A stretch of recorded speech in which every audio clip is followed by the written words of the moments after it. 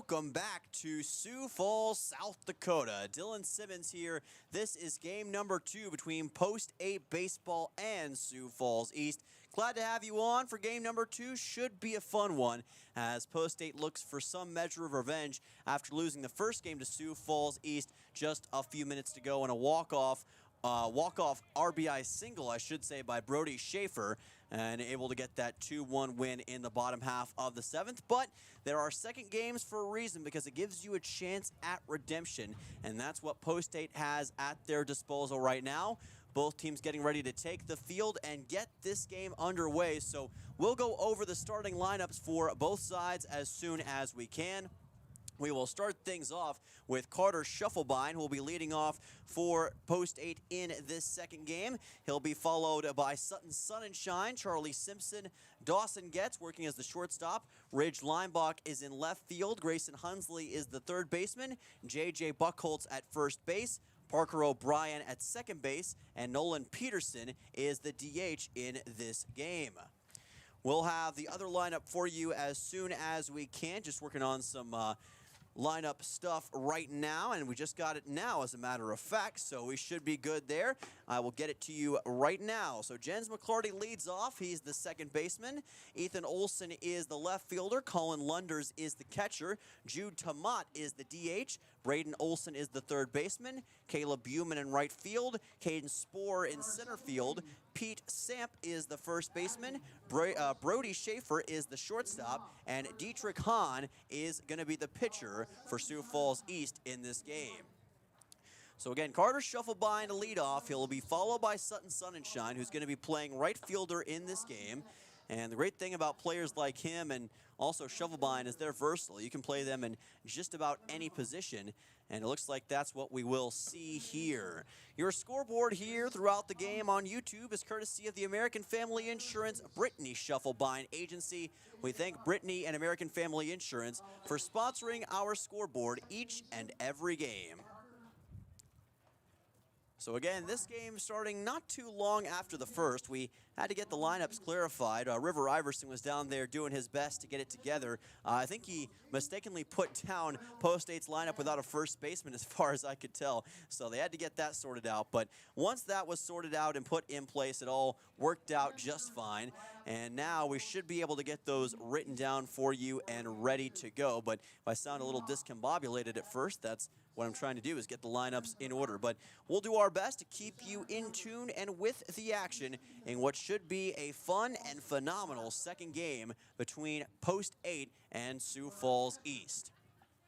So Carter Shufflebein to lead off in this frame, hot off the heels of a RBI single in the top half of the 7th of game number 1 that extended out the game and led to the walk-off RBI single in the bottom of the 7th for Brody Schaefer. And now we'll see how that translates into game number 2.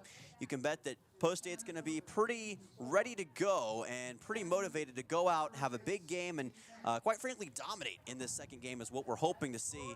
We will find out soon if that will be the case, but against Post 15, that is always a tough proposition. So we'll find out very soon just how this game is going to go. You can usually tell early on what kind of game we're in for. So Shufflebein to lead off, facing off against Dietrich Hahn.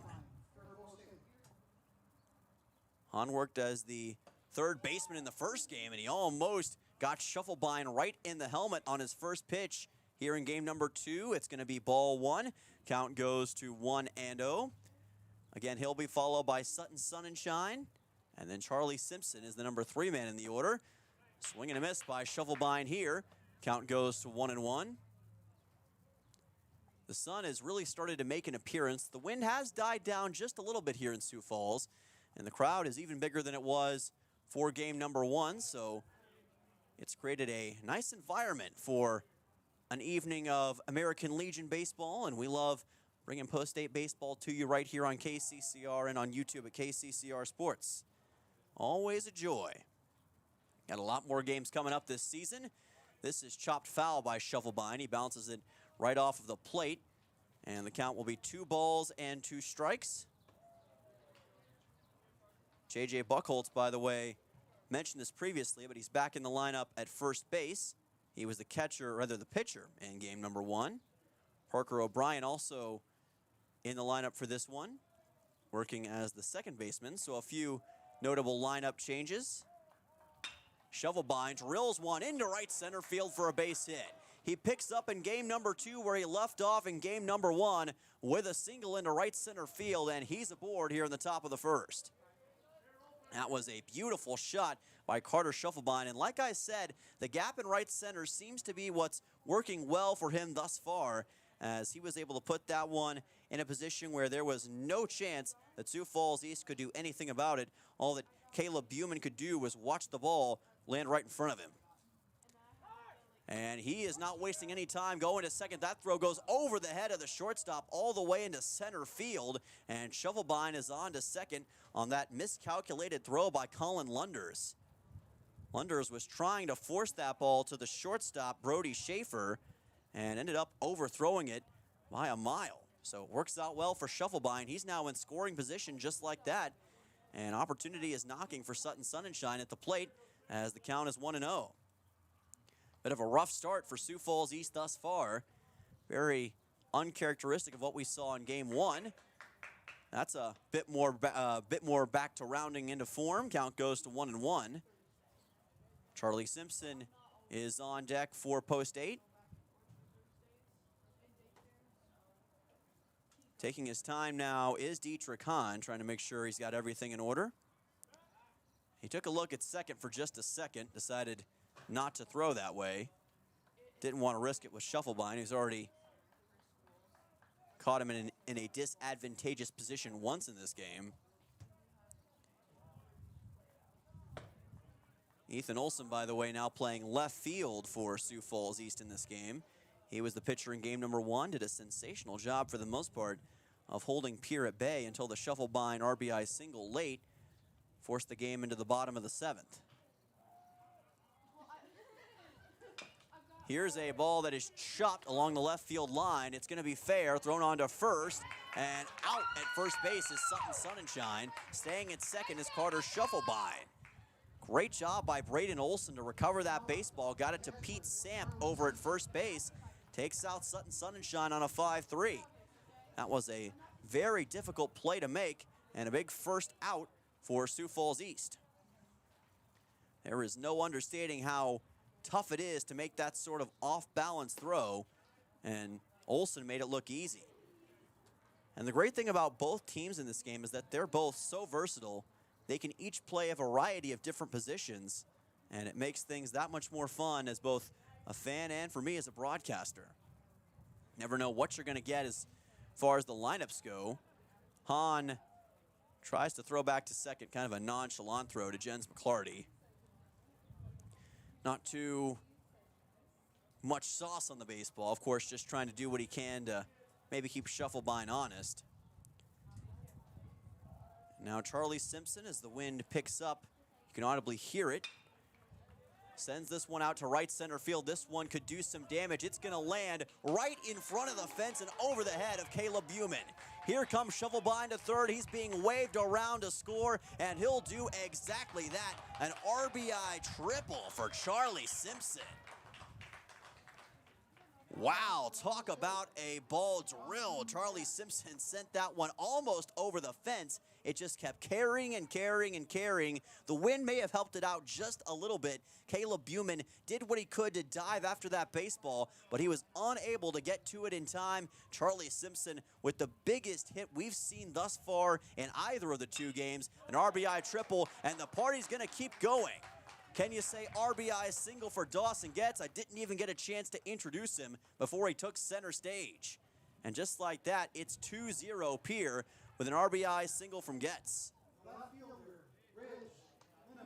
Able to send Simpson home. Sutton Sunshine retired. Carter Shovelbein with a single, as well as Simpson with the triple. And things just keep going better for post 8. So now you've got Getz at first, Carter Shovelbein scoring a run, Sutton Sunshine retired, Simpson with an RBI triple and a run now, and a 2-0 post-8 lead with a 1-0 count, and the man currently at the plate for post-8 is Ridge Leinbach. So we've got all that sorted out, post-8 on top, 2-0, as they just got numerous hits on Dietrich Hahn in short order. 3 of the first 4 batters for Pierre able to make contact. Now things have slowed down at least momentarily as Leinbach lets that one go past. Count goes to 1-2. And again, gets it first. This is the kind of start that Post State wanted. Come out swinging hard, making contact, and making things tough on Sioux Falls East and Dietrich Hahn. This is what they wanted. Opposite field shot delivered here by Ridge Leinbach. The hit party keeps going. Gets being waved to third. He will get there standing up, and it's a single for Ridge Leinbach. 4 of the first 5 batters for Pierre getting hits. Still just 1 out, and Post 8 is rolling right now in the top half of the first inning. It has been a dream start for them. You could not have imagined really a better start to this game after how hard it was in game number 1 to make any kind of contact. Of course, you're dealing with Ethan Olson, who's one of the better pitchers in the state. Dietrich Hahn still solid, but not quite at that level. And Post 8, of course, with a tremendous offense. And they're showing it right now. Graceland Hunsley at the plate. Runners at first and third in Getz and Leinbach, each with singles. Dietrich Hahn does have experience pitching against Pierre this season, but not against Post 8, against the Governors. Had 5 innings pitched and 4 strikeouts earlier on in the season against Watertown, as that one bounces off of a Post 15 player and actually bounced off of a Pierre player. My apologies, bounced off of Leinbach, it looks like, so he's out. Getz will score. Actually, no, he will not, so he's going to have to go back because it's a dead ball. So that was a little bit of a confusing spot for both sides because you didn't know exactly what happened there for a second. Thought it bounced off a Post 15 player, but instead it bounced off their ruling of Leinbach. So instead of a run being scored for Post 8, they've got a runner out with runners at first and third now, as Hunsley's able to get on to first on a fielder's choice. Buckholz is now at the plate. So after that confusing turn of events, we've got a 1-0 count. Don't see that every day. Runner getting hit by a baseball while it's in play. Otherwise, Getz would have scored most likely. So Buckholz getting his first chance as a batter in this game. Count goes to 2-0. Of course, he pitched for Pierre in game number 1. Trying to make sure that odd turn of events doesn't affect them right here. They are rolling that a single, by the way, for Hunsley. And Buckholz drives one deep to right center. He's got a hit. A run comes home for Dawson Getz. The throw is not going to be able to get anywhere for Post 15, and J.J. Buckholz with an RBI single to put Post 8 on top 3-0. And they maintain runners in the corners with 2 outs, and things just go from good to even better for Pierre here on the road in game number 2. Parker O'Brien makes his way to the plate, and right now it's just answers that Sioux Falls East is trying to find with Dietrich Hahn on the mound in this defense. 5 hits for Post 8 here in the top of the first as a strike is delivered by Hahn, hoping to stop this avalanche of scoring. O'Brien working as the second baseman in this game, to be followed by Nolan Peterson. Lets this pitch go by, and the count is going to be 1-1. So Post 8 showed flashes of great offense against Brookings on Thursday, and now they're really showing just how impressive their offensive versatility can really be. That's in for a strike, counts 1-2. And now Parker O'Brien trying to finish the job in the top of the first and put Pierre up by even more. Here's a chopper left side, and that one is collected by Schaefer. Throws on to first, long way to go, but he does get it there to Pete Samp for out 3. But it doesn't take away from the dominance of the top of the first for Pierre. 3 runs scoring, including a massive RBI triple for Charlie Simpson. RBI singles as well for Dawson Getz and J.J. Buckholz. Pierre on top 3-0. We'll be back for the bottom of the first in 1 minute's time right here on KCCR and on YouTube at KCCR Sports. Most of us already know that Gale's Gas of Pierre is the place to call for propane. They offer an automatic fill plan so you never have to worry about running out of propane. They accept debit and credit payments or a budget payment plan to spread out the cost throughout the year so you never have surprises when you get your bill. For delivery, convenience, and great customer service, call Gale's Gas at 224-5518. That's Gale's Gas at 224-5518.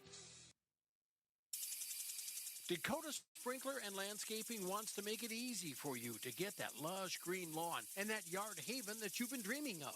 Visit dakotasprinkler.com to make appointments for sprinkler system spring startup, service calls, fall winterization, and landscaping quotes. Trust Dakota Sprinkler and Landscaping's professionals to get you through the planning and installation to make your landscaping needs a reality. Visit dakotasprinkler.com today.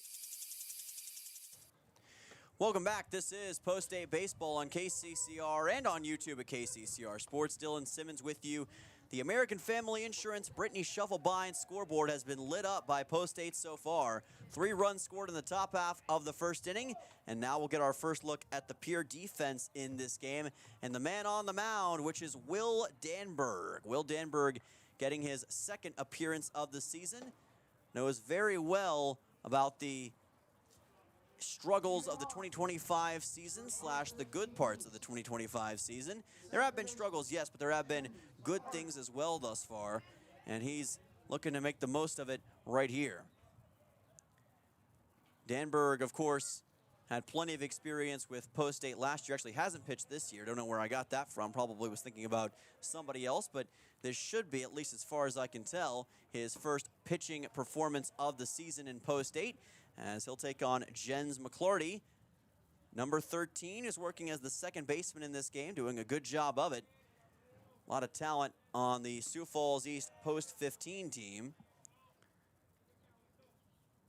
Ethan Olson will be the next man coming up. He was second team All-State, by the way, folks, as you're about to learn about a lot of these Sioux Falls East players. A lot of talent to go around.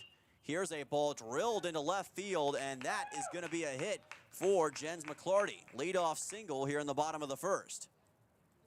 So McClarty immediately answers the call at a time when Sioux Falls East desperately needs hits. They get a big one right there to start things off with McClarty. So Will Danberg's first at-bat to deal with of the season goes a little awry, but one thing we've learned about Will Danberg, both in Legion baseball and high school baseball, is that he is not one to be easily daunted by circumstances. And that's what he'll have to show here. Here's a ball that is grounded over to second. Chance at a double play is not going to come to reality, but they do get the out at second on Jens McClarty. Ethan Olson reaches first on a fielder's choice. Took a bit of an odd hop, and really it was an impressive job just in general to collect that ball for Pierre by the second baseman, Parker O'Brien. Sorry, that took me a second, folks. Able to get it over to Dawson Getz. Again, we had to write down the lineup kind of on the fly, so sometimes it takes a second to locate exactly where the players are in the lineup. But it was Parker O'Brien who was able to make that play over at second. Not his usual spot, but much like a lot of these players, he can put himself in a lot of different positions and have success. So now it's Colin Lunders at the plate, working as the catcher in this game. And he's going to send one into foul ground. Buchholz trying to chase after it. Not going to have a shot at it. He'll be followed by Jude Tomat, Colin Lunders rather. A lot of offensive weapons to be had in this lineup for Sioux Falls East. And of course, Brody Schaefer, the number 9 man in the order, will be back in the lineup at shortstop after getting that walk-off single in game number 1. As the ball rolls away from Danberg for a second, luckily not too far as to where Ethan Olson could have done something about it. But Danberg and Pierre, regardless, will have to be careful.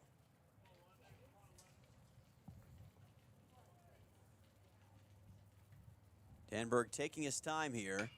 This ball lifted up. This is going to be playable. Racing after it for Pierre is Buckholz, and he cannot make the catch as it went off of his glove, and 3 Pierre players go running into the fence. Buckholz did a good job just to try to locate that baseball.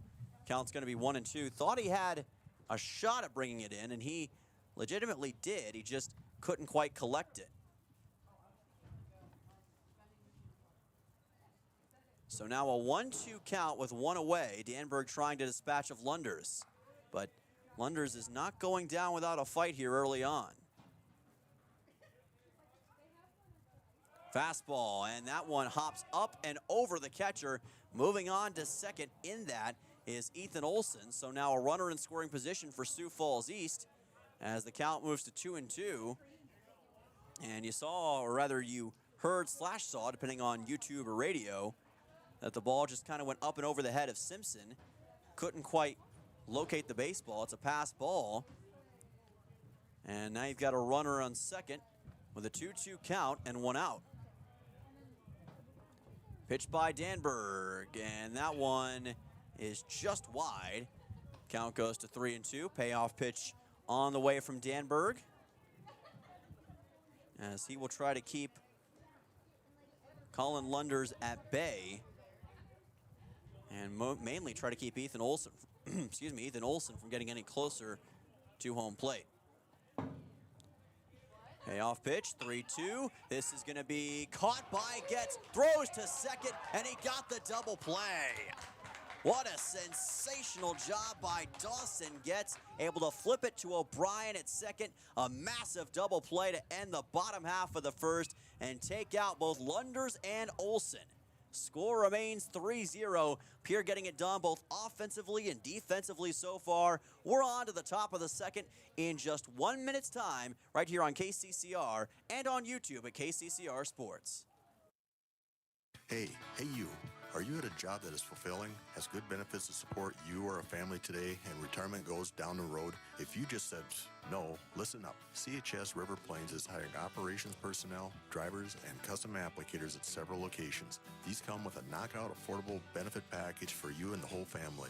Apply to a job with CHS River Plains and up your benefits straight up. To apply, visit us online at chsriverplains.com or stop in at one of our locations.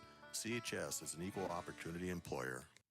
Larry Fry Heating and Cooling has a new name. Kruger Climate Systems has acquired Larry Fry Heating and Cooling, but it's still the same great service. Your friend Larry Fry is still a manager, and his dedication to providing you with outstanding service remains unwavering. The same quality products and services you have come to expect from Larry Fry Heating and Cooling will continue under the new leadership of Kruger Climate Systems. You can still reach us at 605-224-9548 or email us at ryan@krugercontracting.com. Kruger Climate Systems, your certified Trane and Mitsubishi dealer in Central South Dakota. Welcome back. This is Post-State Baseball on KCCR and on YouTube at KCCR Sports. We've reached the top half of the second inning in game number 2 between your Pierre Post-8 baseball team and Sioux Falls East here at Harmondon Park. Pierre with a 3-0 lead, trying to keep that offense humming as they did in the top half of the first against Diedrich Hahn and this Sioux Falls East defense. If you're just joining us, Pierre is wearing green uniforms with gray pants, green shirts and gray pants to be specific, and all white look for Sioux Falls East in this one. Nolan Peterson, the DH, will lead things off. 9-1-2 due up in the order for Pierre here in the top half of the second. Post-State trying to get their first win of the season after suffering a disappointing walk-off loss in game number 1. They are right now in position to, quite frankly, dominate game number 2 if they can continue to play well throughout the rest of this game. Of course, you can have a good frame. It doesn't mean it's going to translate the rest of the way. Ground ball to third, picked up by Olson. Braden Olson throws on to first and gets a nice 5-3 putout on Nolan Peterson for out number 1. That was an impressive throw by Braden Olson. So easy from that kind of distance to overthrow the first baseman, Pete Samp. He did not. Samp was right there to bring it in. Carter Shufflebein, the next man up. He got the party started with a single in his first at-bat of the game. He's already managed 2 hits across the first 2 games, had the RBI single in the top of the 7th of game 1 to extend that one. Brought in Dawson Getz in the process. And now he smacks one into shallow center. It's going to sit down right in front of Caden Sporter. And the shuffle bind stuff continues. He's got 2 singles now to start things off in this game. A 1-out single to shallow center. Shuffle bind aboard. Runner on first for post 8. That'll send on to Sutton Sunshine. Run number 4 for Pierre is currently 270 feet away from home plate. Sutton Sunshine grounded out to third his first time up. He's been a bit more frustrated in this game as far as getting hits, rather in both of these games thus far today as far as getting hits. Had more success against Brookings overall, but he can quickly alter that with a flip of a switch. Taking a look at first was Dietrich Hahn. Not going to be able to do anything with Carter Shufflebind, who's been oh so good in his last 3 at-bats in total today. Each time he's gotten a single. There's a strike on Sutton Sunshine. Count's going to be 1-1. This post-8 team, so talented, but the interesting thing about it is they're also so young. Very few seniors on this roster. And I'm sure if you ask River Iverson and everyone around this team, that just means that you look at next year, 2 years from now, the sky's the limit for how far this team can go as that ball goes off of the glove of Lunders. And now moving on to second will be Shufflebind. So nope, actually they're going to call that one back as Shufflebind. Now they're going to say it was a foul tip. Okay, so that's what ended up happening there. Didn't see it from my angle, but they said a foul tip. So that's what ended up causing Shufflebind to go back to first. So counts 1-2 instead of a runner at second. It's a runner at first. And that's a strikeout. So that foul tip helped tremendously. Sutton Sunshine retired, caught looking. First strikeout of the day for Dietrich Hahn. And that keeps Shufflebind, most importantly for Sioux Falls East, at first with 2 away. Shortstop. Dawson. Yes. So that'll send on the next man in the order as Charlie Simpson is at the plate. He got an RBI triple his first time up. Brilliant shot into right center field that was trouble for Caleb Buman and Caden Sporer. And now Simpson would love to replicate that success. Pops this one up. Should be easy pickings for Jens McClarty, the second baseman, and he does grab it with his glove hand. So that's out number 3. It sends us to the bottom of the second. Not quite as dramatic for Pierre in this frame as it was in the top of the first, but regardless, the score remains 3-0. Pierre on top of Sioux Falls East. Back in 1 right here on KCCR and on YouTube at KCCR Sports. Step up to the plate with Kathy Sunshine Properties in Pierre, your go-to for buying, selling, and finding your perfect home. Whether you're looking for a cozy cottage or a spacious family home, Kathy Sunshine Properties has you covered. We're committed to helping you make your next big move, on the field or in your life. Ready to find your dream home? Call Kathy Sunshine Properties at 605-224-5588. Your home run in real estate. AGE Corporation has been building South Dakota for over 60 years. For all your site work, construction, and crane needs, AGE is there for you. If you need a boat dock and dock lighting, AGE has what you need. Visit their website, agecorp.com, or give them a call at 223-2732. AGE Corporation, providing high-quality services without sacrificing safety. Visit agecorp.com or call 223-2732. Welcome back here on KCCR and on YouTube at KCCR Sports. This is Dylan Simmons live with you from the metropolis of South Dakota. That is Sioux Falls. We are live at Harmondon Park. And your Pierre Post-8 baseball team taking on Sioux Falls East in game number 2. We've reached the bottom half of the second. Pierre up 3-0 after an offensive explosion against Dietrich Hahn in Post 15 in game number 1. They're going to try to keep it rolling in game number 2. Looking for their first win of the season, a disappointing loss in game number 1. Lost by a score of 2-1 on an walk-off RBI single from Brody Schaefer in that game. And you can bet that that's added fuel to the fire to go out and, quite frankly, dominate game number 2 here in enemy territory. Jude Tomat will lead things off in this frame. Sioux Falls East was 1-2-3'd, or, well, not quite 1-2-3'd in the traditional sense. Jens McClarty did get a single, but then it was a sensational double play that allowed the inning to come to a premature end. And now we'll see if Post State can use that to their advantage. As Danberg's first pitch goes for a ball, count goes to 1-0. It was Dawson Getz who was able to get that done, by the way. Took out both McClarty and Colin Lunders in the process. Or rather, Ethan Olson in the process, I should say. There's a strike, and the count is going to go to 1-1. Actually, it would have been McClarty, I believe, because he was the one that was furthest along the base pass. But either way, it was a great double play, and it ended the inning. Probably the most sensational defensive play, I would guess, that Post State has managed thus far this year. Count goes to 2-1. Post State with 6 total hits in this game thus far to just 1 for Sioux Falls East, that coming from McClarty. This ball is popped up on the right side and fouled. So the count will quickly be 2-2 for Tomat. Sioux Falls East trying to get a 2-0 start to the season. Last year, the team had a batting average of .340, .454 was their on-base percentage. 82 doubles, 8 home runs, 355 RBIs. Here's a lined ball right to Getz, throws to first for out number 1. A great 6-3 putout on that line drive ground ball. And Jude Tomat is quickly dispatched of, but that wasn't an easy play. It was a ball that just barely hung in the air and kind of splashed down right in front of Getz. And he was still able to, at that velocity, pick that ball up, get it on to first to J.J. Buchholz.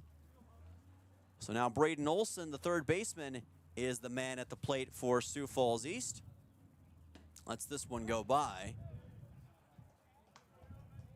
He and Ethan Olson, by the way, no relation, so in case you were curious about whether or not they were brothers, cousins, or anything of the sort, they are not. Just so happens that there are 2 Olsons playing baseball for Sioux Falls East, and hey, sometimes it goes that way. Count evens at 1-1. Ethan Olson, second-team All-State. Dietrich Hahn was first-team All-State for Lincoln. Pete Samp was second-team All-State. There's a lot of talent on this Sioux Falls East team. It's really an all-star squad when you look at the personnel. Post State, not to be outdone, has a lot of talent in their own right, a lot of players who succeeded in big ways this past year. One of them on the mound right now, Will Danberg, for the Pierre Governors, was incredible. You could argue he was the second or maybe even best pitcher in some regards for the Pierre Governors baseball team this past year, and now bringing his brand of baseball awesomeness to Post 8. Count goes to 3-2 as he put that one wide. Braden Olson, the third baseman, trying to get on base in his first at-bat of the game. 3-2 pitch, 1 away. Danberg, fastball is lifted foul, so the count stays full at 3-2. Reminder that we will have post-game coverage right here on KCCR and on YouTube at KCCR Sports. Coming up at the conclusion of this one, we'll recap all the stats and all the stories you need to know from game number 2, so stay tuned. Payoff pitch at 3-2.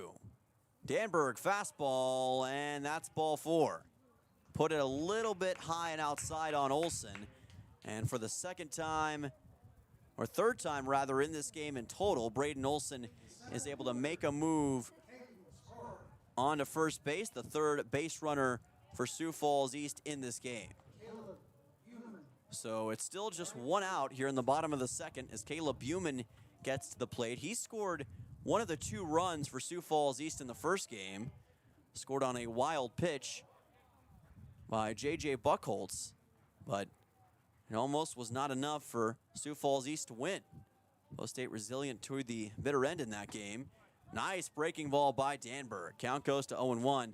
That's one of the best breaking balls he's shown thus far in this game, and really nothing that Caleb Buman could do with that one. Last year, Sioux Falls East had their first series of the season at home against Harrisburg. They ended up sweeping that series as that's a pass ball. It gets through the glove of Charlie Simpson. Moving on to second now is Braden Olson. So now Sioux Falls East with a runner in scoring position in a 2-1 count for Caleb Buman. That ball just got away from Simpson. He couldn't quite handle it. And that pass ball could come back to be costly depending on how the rest of this frame goes. We saw just how important a pass the ball can be in the first game. Here's a chopper right side. Buchholz grabs it, nabs it, goes to first and gets the out. An unassisted out, out number 2. Moving on to third is Buman, as Olson, my apologies, as Buman is now retired. So Olson's now at third. Caden Sporer is at the plate. Run number 1 for Sioux Falls East in this game is currently 90 feet away from home plate. But Will Danberg and this Pierre Post-State defense stand in the way of that. And Danberg's firing bullets. Count goes to 0-1. Great fastball that time. Dan Hughes, as I've mentioned before today, the head coach for Sioux Falls East. 4th season at the helm. He's also the head coach of the O'Gorman Knights. Won a state title in 2019. He's got a pretty neat accolade. He was the first player and coach to win a state championship in both of those roles. So he's won a state title both as a player and a coach, and he was the first person to ever do that. Here's the ball lifted to center, racing after it is Shufflebein, and he makes the catch on the run. Great speed from Carter Shufflebein to send us to the top half of the third inning. That is the kind of speed that Post-State wants to see out of their outfielders, and Shufflebein able to deliver against Caden Sporer. We're on to the top of the third. Post-State on top 3-0. You're listening to Pierre Post-State Baseball on KCCR and on YouTube at KCCR Sports. As community bankers, BankWest employees are deeply committed to supporting local causes, growing the local economy, and creating local opportunities. At a time when you can bank anywhere, we hope you choose BankWest. We'll be your financial partner for the long haul, helping you and your community achieve financial success. BankWest. Convenient, connected, committed. Member FDIC. Are you a farmer in the Highmore area? Do you need a trusted partner for your grain and agronomy needs? Look no further than AgTegra. AgTegra is built on a legacy of farmer-owned cooperatives, providing superior service and relentless innovation for generations. We're committed to your success and the safety of our employees and members. For your grain needs, call Chance Scott at 605-846-1099. And for all your agronomy needs, reach out to Cole Hamlin at 605-871-9572. AgTegra. Growing together for generations. Welcome back. This is Post-State Baseball on KCCR. Dylan Simmons on the call for the first time in this Post-State Baseball season. Glad to be joining you here from Sioux Falls, South Dakota on a Tuesday evening. And it's been a fun couple games between Pierre and Sioux Falls East thus far. We still got quite a bit of game number 2 to go. But we've entered the top of the third. Dawson Getz making his way to the plate. 4-5-6 to lead off for Post-State in this game. Getz, Ridge Linebach, and Grayson Hunsley, the shortstop, left fielder, and third baseman. Getz was able to get an RBI single his first time up today, and he'd love to add another big shot to his collection. Here's a chopper left side. It gets through 2 different post-15 players, and Dawson Getz has a leadoff single. 2 for 2 today is Getz with an RBI. That was a beautiful shot that got right in between Braden Olson and Brody Schaefer, and neither one of them could come up with it. 7 hits now for Pierre in this game. That'll send Ridge Linebach to the plate. Great start for Dawson Getz. And again, this is kind of how it started in the first inning, in which Pierre scored those 3 runs against Dietrich Hahn and Sioux Falls East. Bunt laid down by Linebach. Throw on from the third baseman is in time to first. Got it to Pete Samp. Braden Olson able to clean up Ridge Linebach, but that still advances. Dawson Getz on to second. Right now, Pierre not too worried about an out like that. They want to add to this lead more than anything, and they've got a chance to do that now. The runner in scoring position, Grayson Hunsley to the plate, trying to send Dawson Getz home. Slaps this one fair along the third baseline. Throwing on to first in time is Olson for another 5-3. So that was a bit of a whimper, unfortunately, for Grayson Hunsley. And it'll keep Getz at second with 2 outs and J.J. Buchholz at the plate. Buchholz had an RBI single his first time at the plate in game number 2. Pitched in game number 1 and pitched to Dandy. Lets this one go by. By the way, if you're interested in full recaps of these games in written form, we'll have those up on kccrradio.com tomorrow for you. And John Winkler, of course, will read those off live on the KCCR Morning Show. This one sent up into center field. And this pop-up is corralled easily by Caden Sporer for out number 3. So that is a quick top of the third. Post 8 comes up empty, and that'll bring us to the bottom half of the third inning with your score, Pierre 3, Sioux Falls East 0. Back in 1 minute, right here on KCCR and on YouTube at KCCR Sports.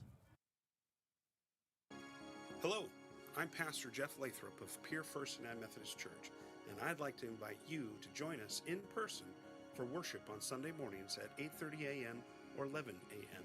You can also join us on Facebook Live or on KCCR 1240 AM or 98.9 FM for our Sunday morning broadcast at 11 a.m. Come worship with us at First United Methodist Church, where you will find open hearts, open minds, and open doors. When you're in town for the big game, why not stay where the view is just as great as the action? American and Fort Pierce sits right on the river, offering beautiful scenery, relaxing comfort, and easy access to the ballpark. After a day at the Diamond, there's nothing better than unwinding by the water, and the American always hits it out of the park. Stay by the river. Stay in comfort. Call 605-223-2358 to book your room today. American, where the river meets relaxation. Welcome back. This is Dylan Simmons on the call with Post 8 Baseball right here on KCCR and on YouTube at KCCR Sports. Your scoreboard, as always, courtesy of the American Family Insurance Brittany Shuffle Buying Agency. Thank you to Brittany and American Family Insurance for sponsoring our scoreboard each and every game. Pierre on top 3-0 over Sioux Falls East. Post 15 will get a chance, though, to even the odds in this bottom half of the third inning. Pete Samp to lead off with his first at-bat of the game. It's been tough sledding for Sioux Falls East thus far against Will Danberg, who's done a good job for the most part at limiting the damage from this Sioux Falls East batting core. 8-9-1 to lead off. And Samp watches this breaking ball go by. Count goes to 1-0. Samp, Brody Schaefer, and Jens McClarty to lead off in this frame. Fastball on the way from Danberg is in there for a strike. Count goes to 1-1.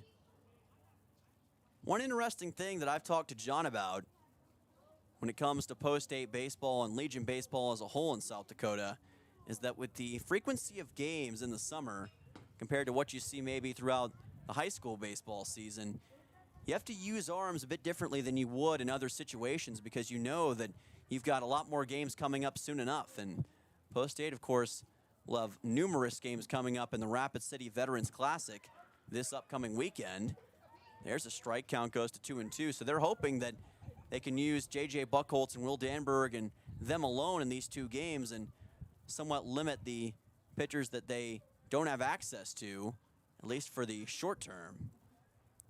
2-2 pitch.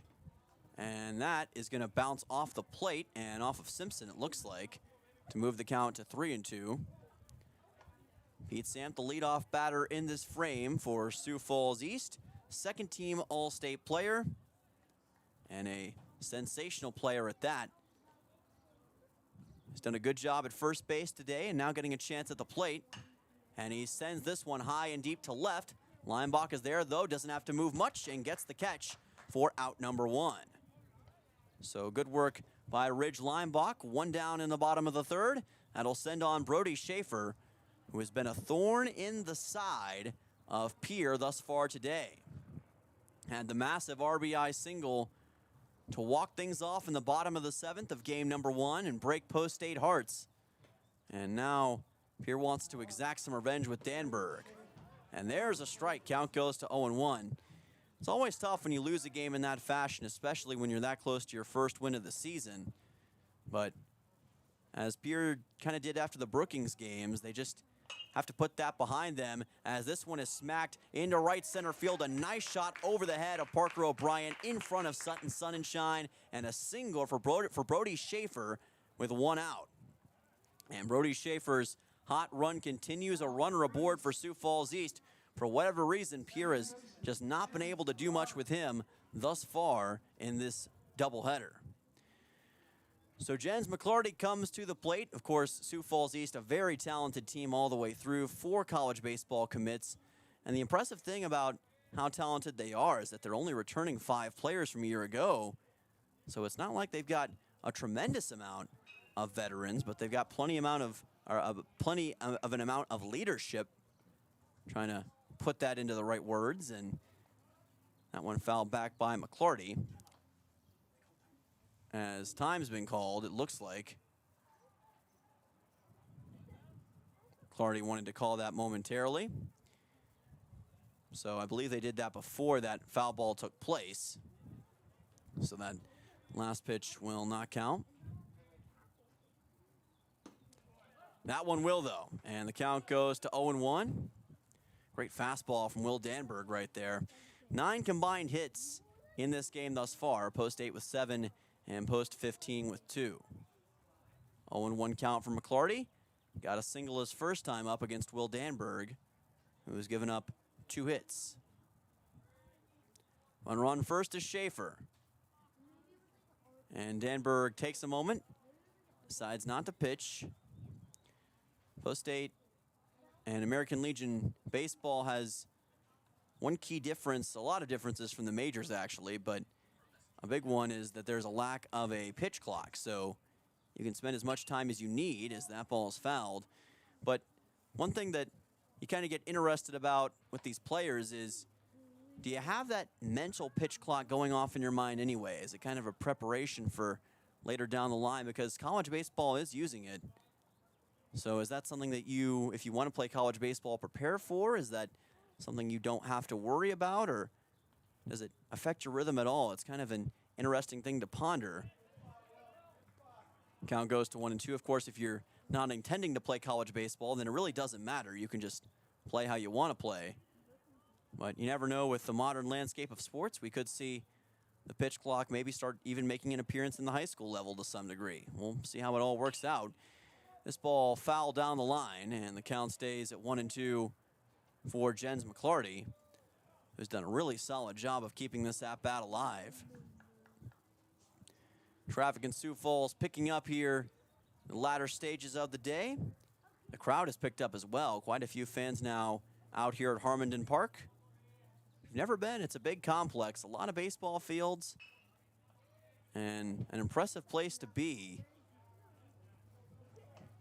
Count stays at 2-2, and again, there was a lot of concern about whether or not we'd even play this game because of weather, and there was a lot of rain that came down in Sioux Falls overnight and early this morning, but it has turned into a beautiful evening here in the eastern part of the Mount Rushmore State. 2-2, here's a throw to second, trying to take care of the runner, and safe at second base is Brody Schaefer. Able to just steal it in time. Heck of a throw, though, by Charlie Simpson. Just unable to dispatch of Schaefer. And now Sioux Falls East has a runner in scoring position with a full count. 3-2 with one out. Jens McClarty now with a chance to send the runner home and get Sioux Falls East on the scoreboard for the first time in Game 2. Still with an out to work with. And instead he forces ball number 4, and he knew it immediately. Runners on first and second now for post 15. McClarty's on base for the second time in this game. Ethan Olson makes it to the plate, and he got on last time with a fielder's choice. And now with 2 runners on base, you wonder about stolen base opportunities for Sioux Falls East. They love to go to that well, and you can imagine that Dan Hughes' squad may try that again right here. Well, Danberg and Charlie Simpson have to be on high alert. This one golfed down the line and fouled. Count's going to be 0-1. Just one out for Olson. Doubt they try any kind of bunt in this situation, but you never know. If they were, it would probably have to be along the right side of the diamond, you would expect. The bunt is still a very useful asset in high school baseball. It's kind of become a lost art in the majors, but between college and high school, it's still rolled out, and it's always fun to see. Counts 0-2. Ethan Olson playing as the left fielder in this game for Sioux Falls East. 0-2 from Danberg. This one is going to be smacked into right center on a line drive. This is going to have a chance for a run to score, and indeed it will. An RBI single from Ethan Olson here in the bottom half of the third inning. He's able to send home Brody Schaefer, and we got a two-run ball game here in Sioux Falls. Runners on first and third now for Sioux Falls East with a two-run game. RBI single for Ethan Olson, and they finally were able to crack the Will Danberg nut in the bottom half of the third inning. So Colin Lunders heads to the plate. Rounded out to short, or lined out to short as last time up. Ended up creating a double play situation. Dawson Getz did a great job of taking that baseball. Runners going to second. Simpson tries to go to the right this time, and he's still not going to be able to dispatch of the base runner. So now we've got Ethan Olson at second and runners at second and third for Sioux Falls East.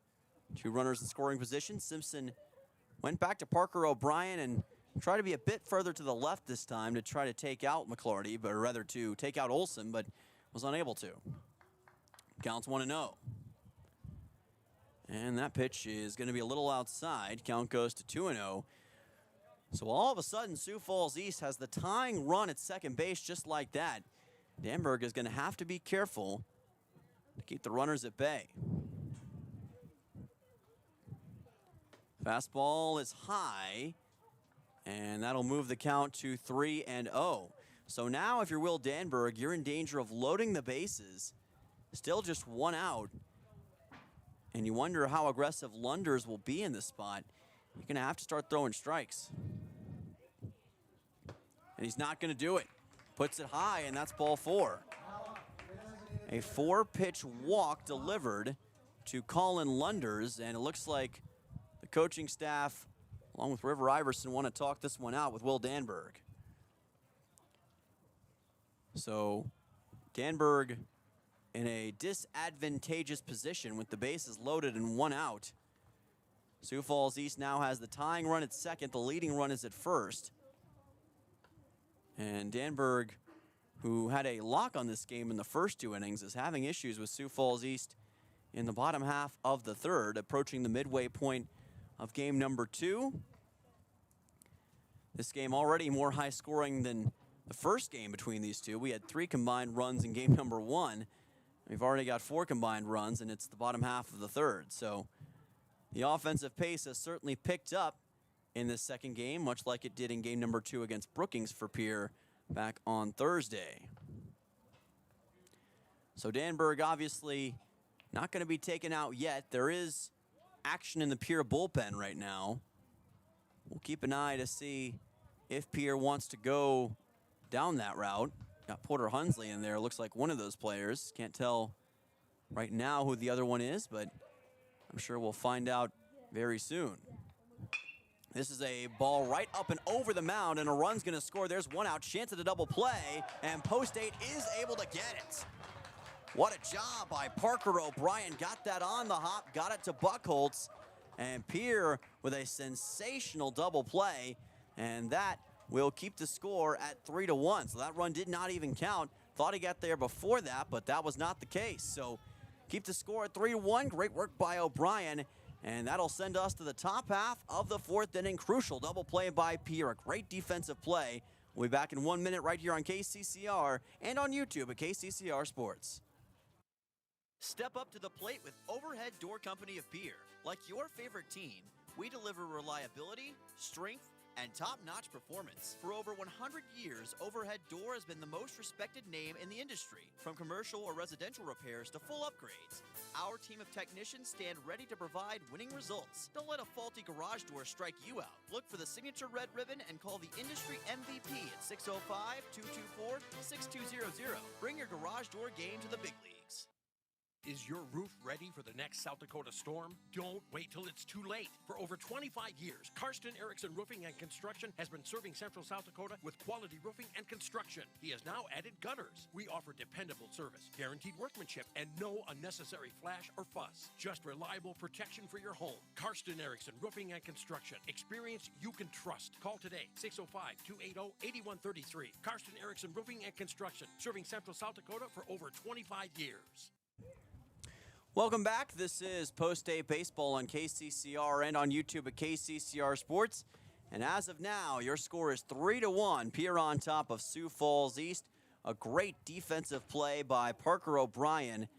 Got a massive double play on Sioux Falls East to end the bottom half of the third and keep the score at 3-1. I thought for sure that Post 15 was going to be able to score a run on that play, but they were unable to. So Post State managing to maintain that lead in spite of the difficult circumstance they were in. They had bases loaded with just one out, and they found a way out of it. It's great defensive plays like that make all the difference. The second baseman, Parker O'Brien. So Parker O'Brien, the man who just made the double play, is now the man at the plate for Pierre. Lets this pitch go by, and the count moves to 1-0. It will be O'Brien, Nolan Peterson, and Carter Shufflebine, 8-9-1 to lead off in this frame. Pitch on the way, and it's low for ball number one, or rather for ball number two. Wind is picking up a little bit now here at Harmondon Park.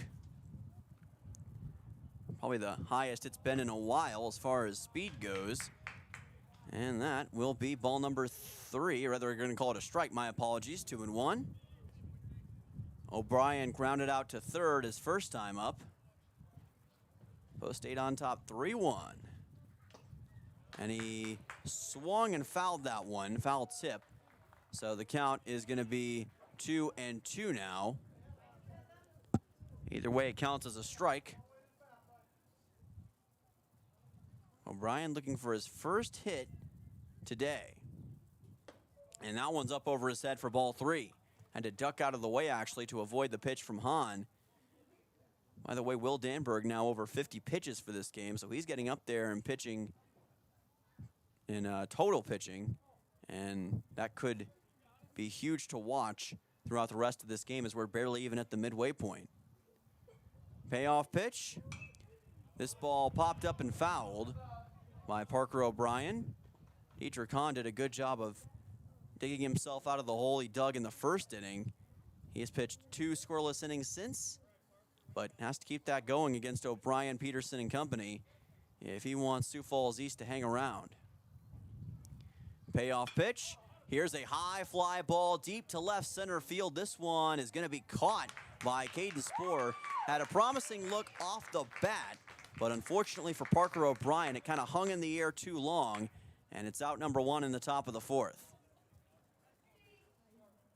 Looked like a really solid shot, but again, with the length of this ballpark, your eyes can deceive you sometimes, and that's kind of what happened right there. So O'Brien is retired on that fly out to center. It'll send on Nolan Peterson, much like Parker O'Brien. He also grounded out to third his first time up. Facing a 1-0 count here with one away. Pitch on the way is high. Count goes to 2-0. Sioux Falls East, a 36-15 season a year ago. However, lost back-to-back games in the state tournament to be eliminated. Lost to Watertown post 17 and Brandon Valley post 131. A disappointing end of the year in Brookings, and much like Pierre, that has motivated them to come back this year and come back even stronger. Counts 3-0 now, though. And that's a hit-by pitch. Upper back hit on Nolan Peterson. So he moves on to first base on that hit-by pitch. And Post State with a runner aboard here in the top of the fourth. So Carter Shufflebine makes his way to the plate. He's been unbelievable as of late. In his last 3 at-bats dating back to game number 1, he's hit a single each and every time. And he'd love to make it 4 for 4 right here. Let's see if Shufflebind can add to it. Watches this pitch go by. It's low and outside. Count's going to be 1-0. Shufflebind last year with a .274 batting average, 23 hits, 17 RBIs, 17 runs, 392, as I mentioned, on-base percentage. There's a strike. Counts 1-1. Pierre 0-3 on the season. 2 losses to Brookings and a loss in game number 1 of this doubleheader. Counts 1-1 for Shufflebind, trying to get their first win right here on the road. Post State's not going to be at home for many games this season. In fact, when you look at their schedule in totality, they have just 6 doubleheaders at home this year. That's going to equal out to at least 24 games on the road. That's almost another hit by pitch. It kind of went just to the wide side of Shufflebind. So the count's 2-1 for now. This is dangerous territory for Dietrich Hahn. 3-1. And make it 3-2 as that ball's fouled out of play. Payoff pitch coming up for Shufflebind, who has scored a run in this game. One of the 3 runs scored by Pierre, the others from Charlie Simpson as well as Dawson Getz. Payoff pitch with 1 out. Runner at first for Pierre is Nolan Peterson.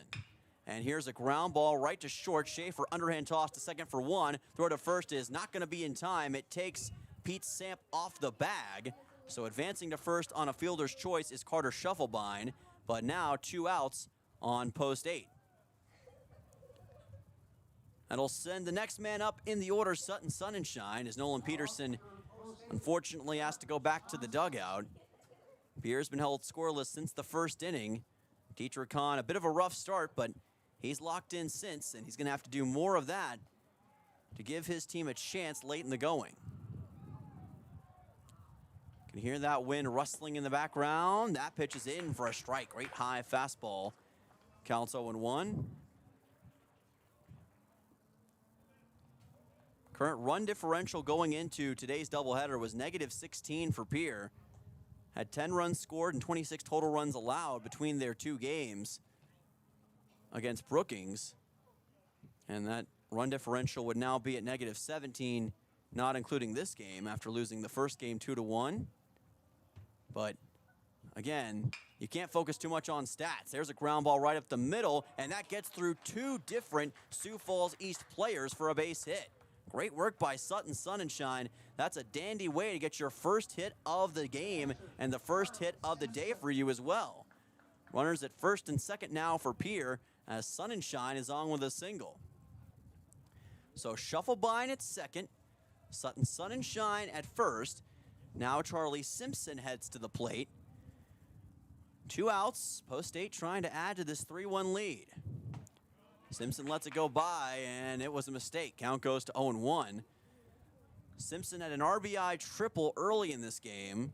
Deep to right center field, almost over the fence. One of the best hit balls we've seen today. Maybe the best hit ball we've seen today.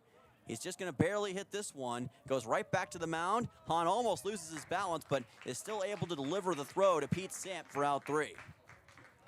So despite putting 2 runners on base, Pierre comes up empty for the 3rd straight inning. It sends us to the bottom half of the 4th with your score. Post 8-3, Sioux Falls East 1. Back in 1 minute right here on KCCR and on YouTube at KCCR Sports. Look, it's no secret that owning a vehicle can cause a lot of stress, and they get a lot of wear and tear on them through the extreme seasons we've grown to love. Graham Tire wants you to know that you can trust them with any problem that you have with your vehicle. Their ASE certified mechanics can make your AC cool again, or even just change your oil. They can look into and fix those noises that seem to come from nowhere and have you stressed out. Bring your car to Graham Tire so they can put your mind at ease. Graham Tire, your tire store next door. As a family grows, so does its financial needs. There are doctors and dentists, optometrists, lessons, braces, groceries, and more groceries. Then, of course, there's cars, college, and weddings to pay for. First Fidelity Bank is here to make the financial side of growing a family a little easier. First Fidelity Bank. First-class banking on a first-name basis. Member FDIC, an equal housing lender. Online at ffb-sd.com. Welcome back. This is Post-Day Baseball on KCCR and on YouTube at KCCR Sports.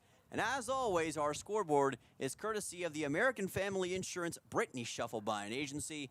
Thank you, Brittany and American Family Insurance, for sponsoring our scoreboard each and every game. We've reached the bottom half of the fourth between Pierre and Sioux Falls East here at Harmondon Park. Your score is 3-1, Pierre on top of Sioux Falls East, trying to get their first win of the season after a disappointing 2-1 loss in walk-off fashion. Brody Schaefer with a walk-off RBI single in game number 1 for Sioux Falls East. Pierre trying to do it on the road in game number 2 and have a positive to take away from this Tuesday doubleheader. So in the bottom of the fourth, it'll be Braden Olson who leads off for Sioux Falls East. Pierre's offense has been somewhat stagnant after an explosive start to the game. They've been held scoreless, and Sioux Falls East has been coming alive. Well, Danberg already over 50 pitches for this game, so with us just now getting to the bottom of the fourth, he's going to have to really lock in to not go over that pitch limit. Counts 1-0. Fastball is low. Count is 2-0. Danberg had a lot of trouble in the bottom of the third negotiating Sioux Falls East. Had the bases loaded at one point with just one out. Somehow they were able to avoid a whole lot of damage. Great double play by Parker O'Brien saw to that. Count's going to be 2-1. Danberg does not want to replicate that right here. 8 hits for Pierre in this game, 2 for Sioux Falls East. Swing and a miss here, and the count is going to be 2-2 on Braden Olson. Braden Olson, a tremendous athlete, not just in baseball, but many other sports as well. Much like a lot of these Sioux Falls East players. And I think that's a great thing for any athlete to have, is multiple sports in which they can perform and be great at. You don't want to be a one-trick pony, especially at this level. Even the greats of every sport have had other sports they've tried out. Patrick Mahomes with baseball. It's one that comes to mind for me. And there's a strikeout for Will Danberg, and a beauty against Braden Olson. Caught him looking inside that time. Danberg with a big K, 1 down in the bottom of the fourth. So Olson is retired. It sends on Caleb Buman. And surprisingly enough, that is, by my estimation, Will Danberg's first strikeout of this game. Very rare for a guy of his caliber, but he doesn't always do it with strikeouts. He's got different methods of getting outs overall. As that pitch comes in low. If you'll remember back to this past season with the Pierre Governors, it wasn't always strikeouts for Danberg that we saw with every single time he got on the mound. Instead, it was a brand of consistent pitching that helped him out for the most part. 1-0 pitch. This is a fly ball into left, but it's going to be easy for Ridge Lineback. Had to hop up just a little bit to get up to it, but he didn't need a pogo stick. He gets out number 2, and that will bring on the next man in the order for Sioux Falls East, Caden Sporer. So after Buman flew out to left, Sporer's got a chance to avenge his fly out to center that he had his first time up. Post 8 looking for a quick 1-2-3 inning with Will Danberg. And looks like they may have another fly out to center here. Shufflebine ranges back, makes the catch, and that will be a 1-2-3 inning for Will Danberg and Pierre. Post 8, exactly what the doctor ordered. We're on to the 5th. Post 8 on top, 3-1 over Sioux Falls East. We'll be back in 1 minute right here on KCCR and on YouTube at KCCR Sports. Want technology solutions you can trust from a neighbor you know? Comtech, locally owned and serving Pierre and surrounding area since 2009, is dedicated to keeping your home, farm, and business connected and secure. We offer a full range of services, from audio and video, security, surveillance, and networking with expert installation and support. Visit our storefront, call us at 605-224-4066, or visit our website, comtechplus.com, to experience the Comtech difference. Comtech, your local technology experts. Hey, yo, Speedo's Lawn Care. Hello. Say, my yard's in rough shape. It's got weeds, brown spots, and crabgrass. Yeah, no problemo. What shade of green you need? We got 31 shades of green over here. Even the latest shade of septic tank grass green. That one just naturally gives off a glow. Call the professionals at True Green. They know how to get your lawn healthy and keep it healthy. They guarantee it. All technicians are trained and certified. Call True Green, 224-1916. Welcome back. This is Post-State Baseball on KCCR and on YouTube at KCCR Sports. Your Pierre Post-State team on top by a score of 3-1 over Sioux Falls East in the top half of the 5th inning, trying to get their first win of the season. It isn't going to be easy, especially with how competitive American Legion baseball is, but Pierre is on the precipice of getting the job done, and a large part of it has been an explosive first inning that they got early on in this game. 3 runs scored against Sioux Falls East. They haven't looked back since, but they also haven't scored since, and they would love to change that right now.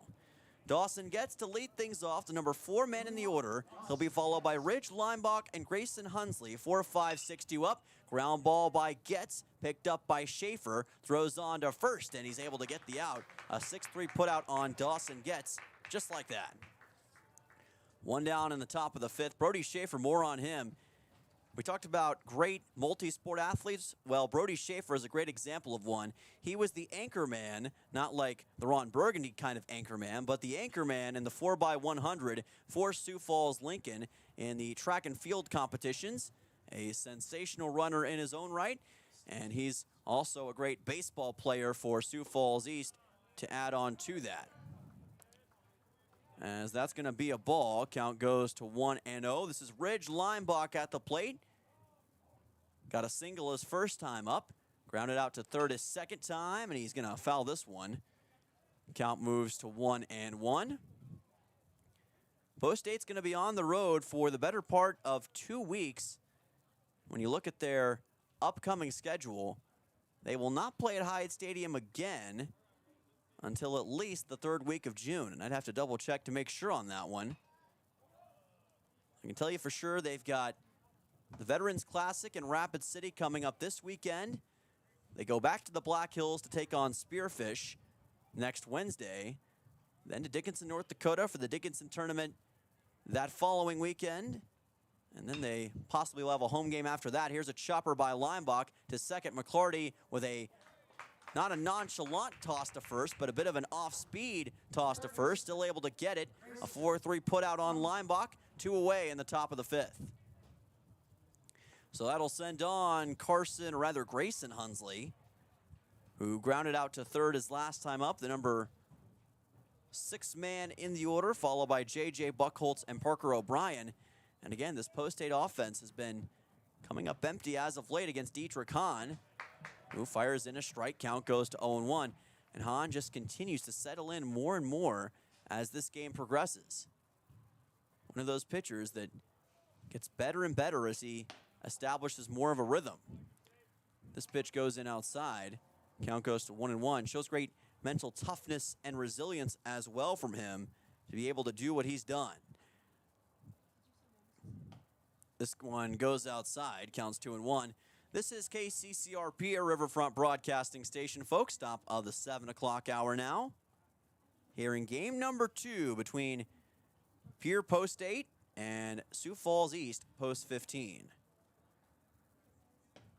As that one comes in low, count's going to be now 3-1. So Dietrich Hahn having some issue with Grayson Hunsley. 2 outs here in the top of the 5th. Hahn with 70 pitches entering this inning. And that's ball number 4. So moving on to first base is Grayson Hunsley. And that is a walk that Dietrich Hahn was hoping to avoid here in the top of the 5th. You just don't want to give Pierre any kind of momentum, even if it is circumstantial. J.J. Buckholtz on. He got an RBI single his first time up. You almost wonder if Dietrich Hahn just had to shake off some cobwebs, for lack of a better term, in that first inning. And once he did, he was locked in, because he's been nearly automatic ever since. But the count's 0-1 here. And there's a runner on first for Pierre, so they can change that in a hurry.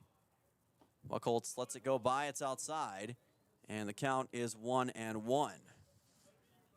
River Iverson looking for win number 1 for his team in 2025.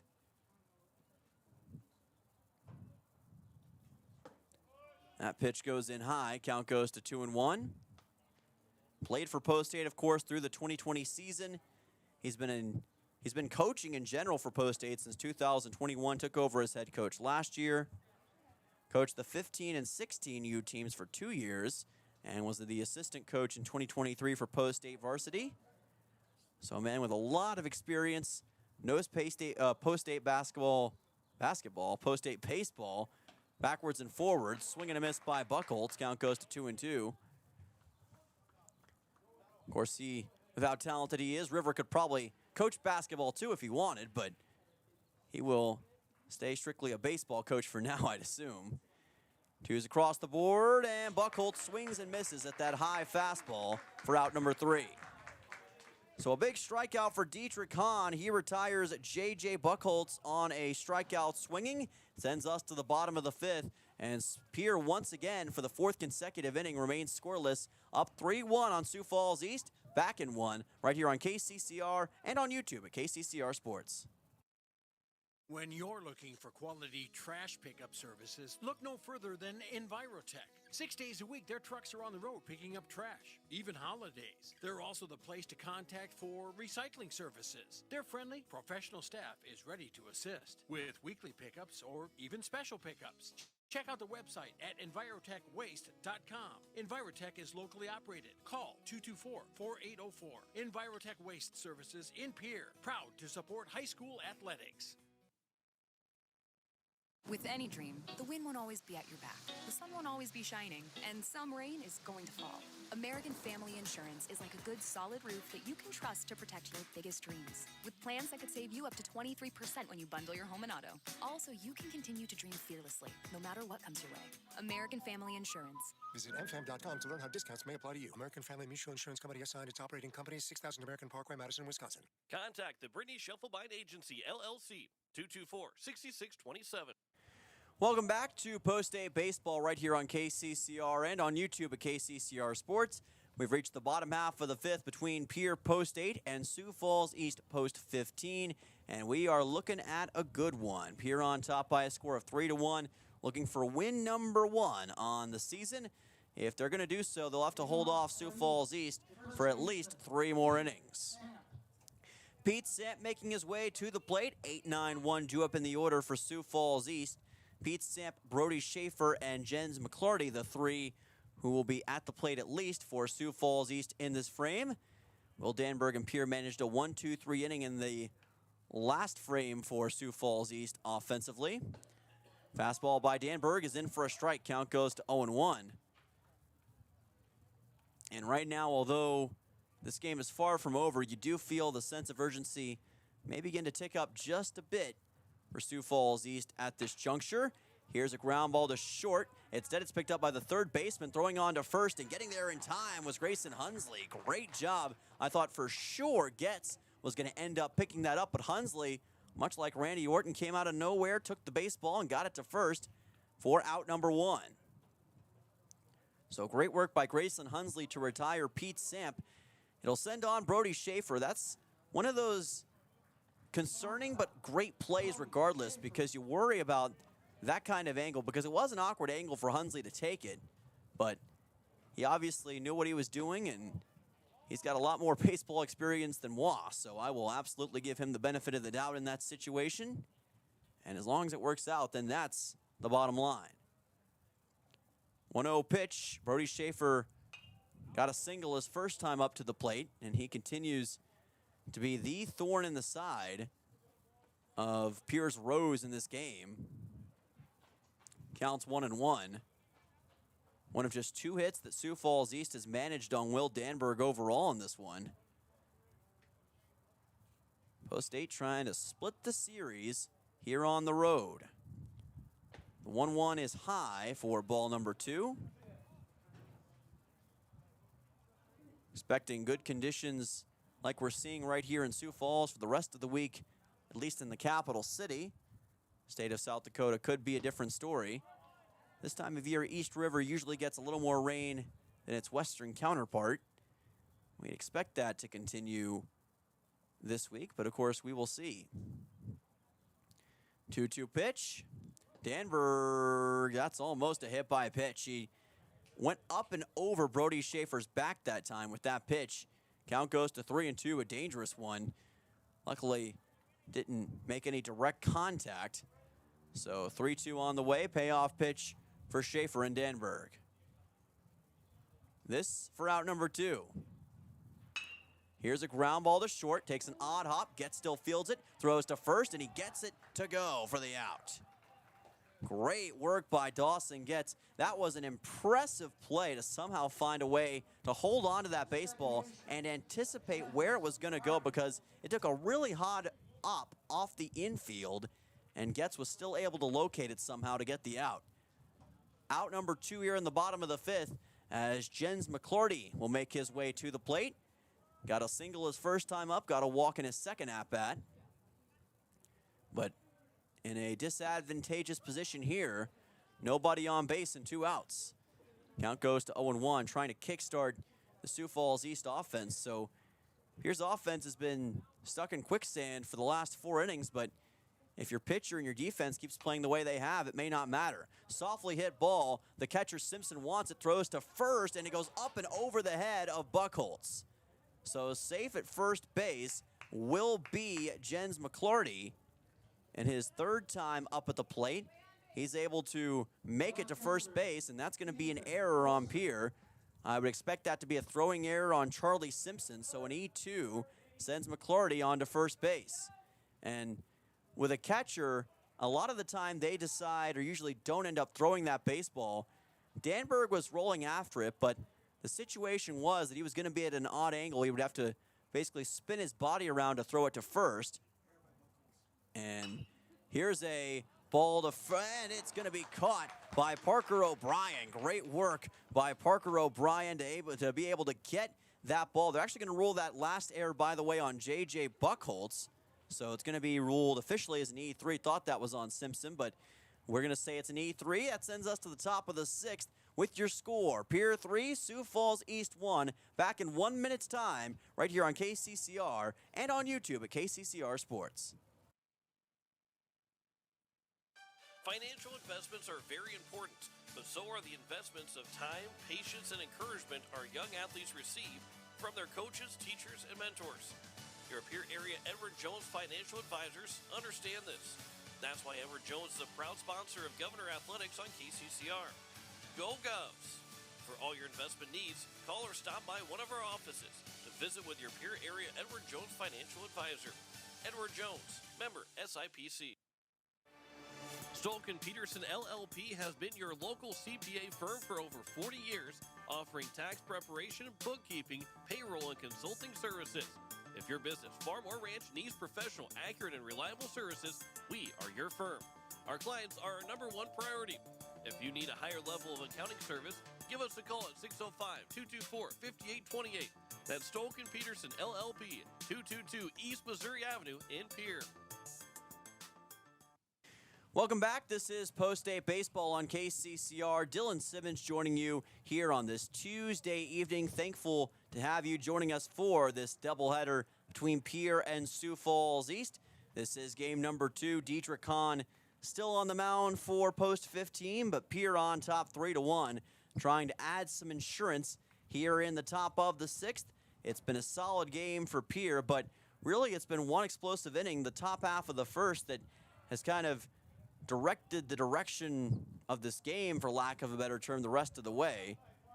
Directed the direction doesn't make much sense. We're just going to say it's helped guide Pierre throughout the rest of this game. That's probably a better way to put it. Parker O'Brien will lead things off in the top of the 6th. 8-9-1 due up in the order for Pierre. Despite 8 hits in this game, Pierre has managed just 3 runs, and that's still a pretty impressive amount against Sioux Falls East anytime, especially with their dominant pitching, but you'd almost expect more to some degree. There's a strike. Count goes to 0-1. So O'Brien and Olin Peterson and Carter Shufflebind due up in the order in this frame. Could be the best opportunity left for Pierre to add to this lead. Buchholz foul tips that one. Goes for a strike, and the count goes to 0-2. Made a small hair of contact.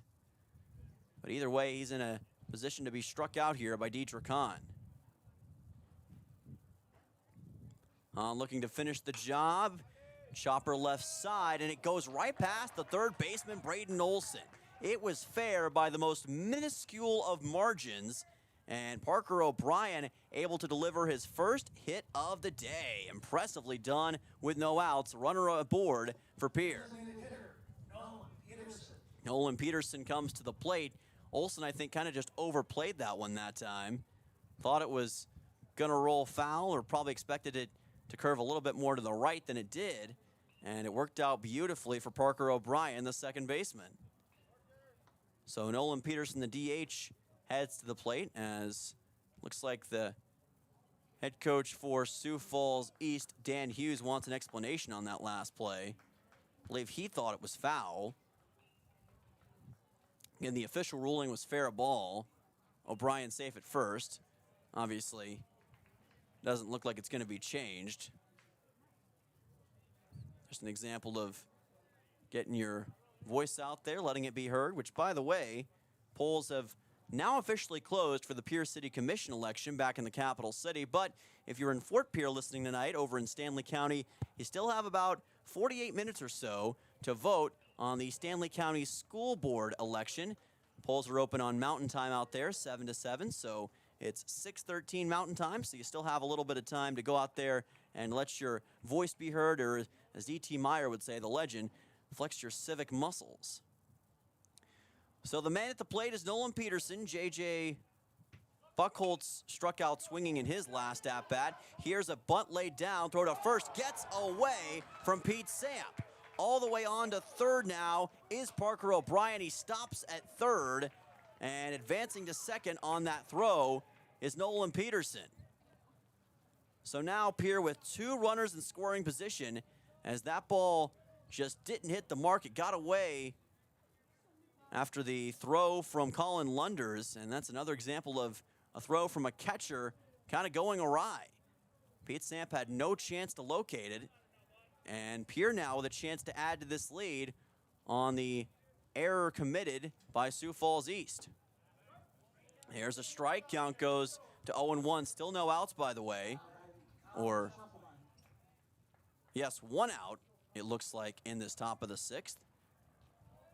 Trying to figure out where that would have taken place, because Peterson and O'Brien are both on. Shufflebine's at the plate too, so I assume there are no outs, and that is the case, so the scoreboard is incorrect here at the ballpark. Just threw me off for a second. Apologies, folks. Count goes to 0-2. So Peterson all the way on to second on what we're going to, at the moment, chalk up to an E2.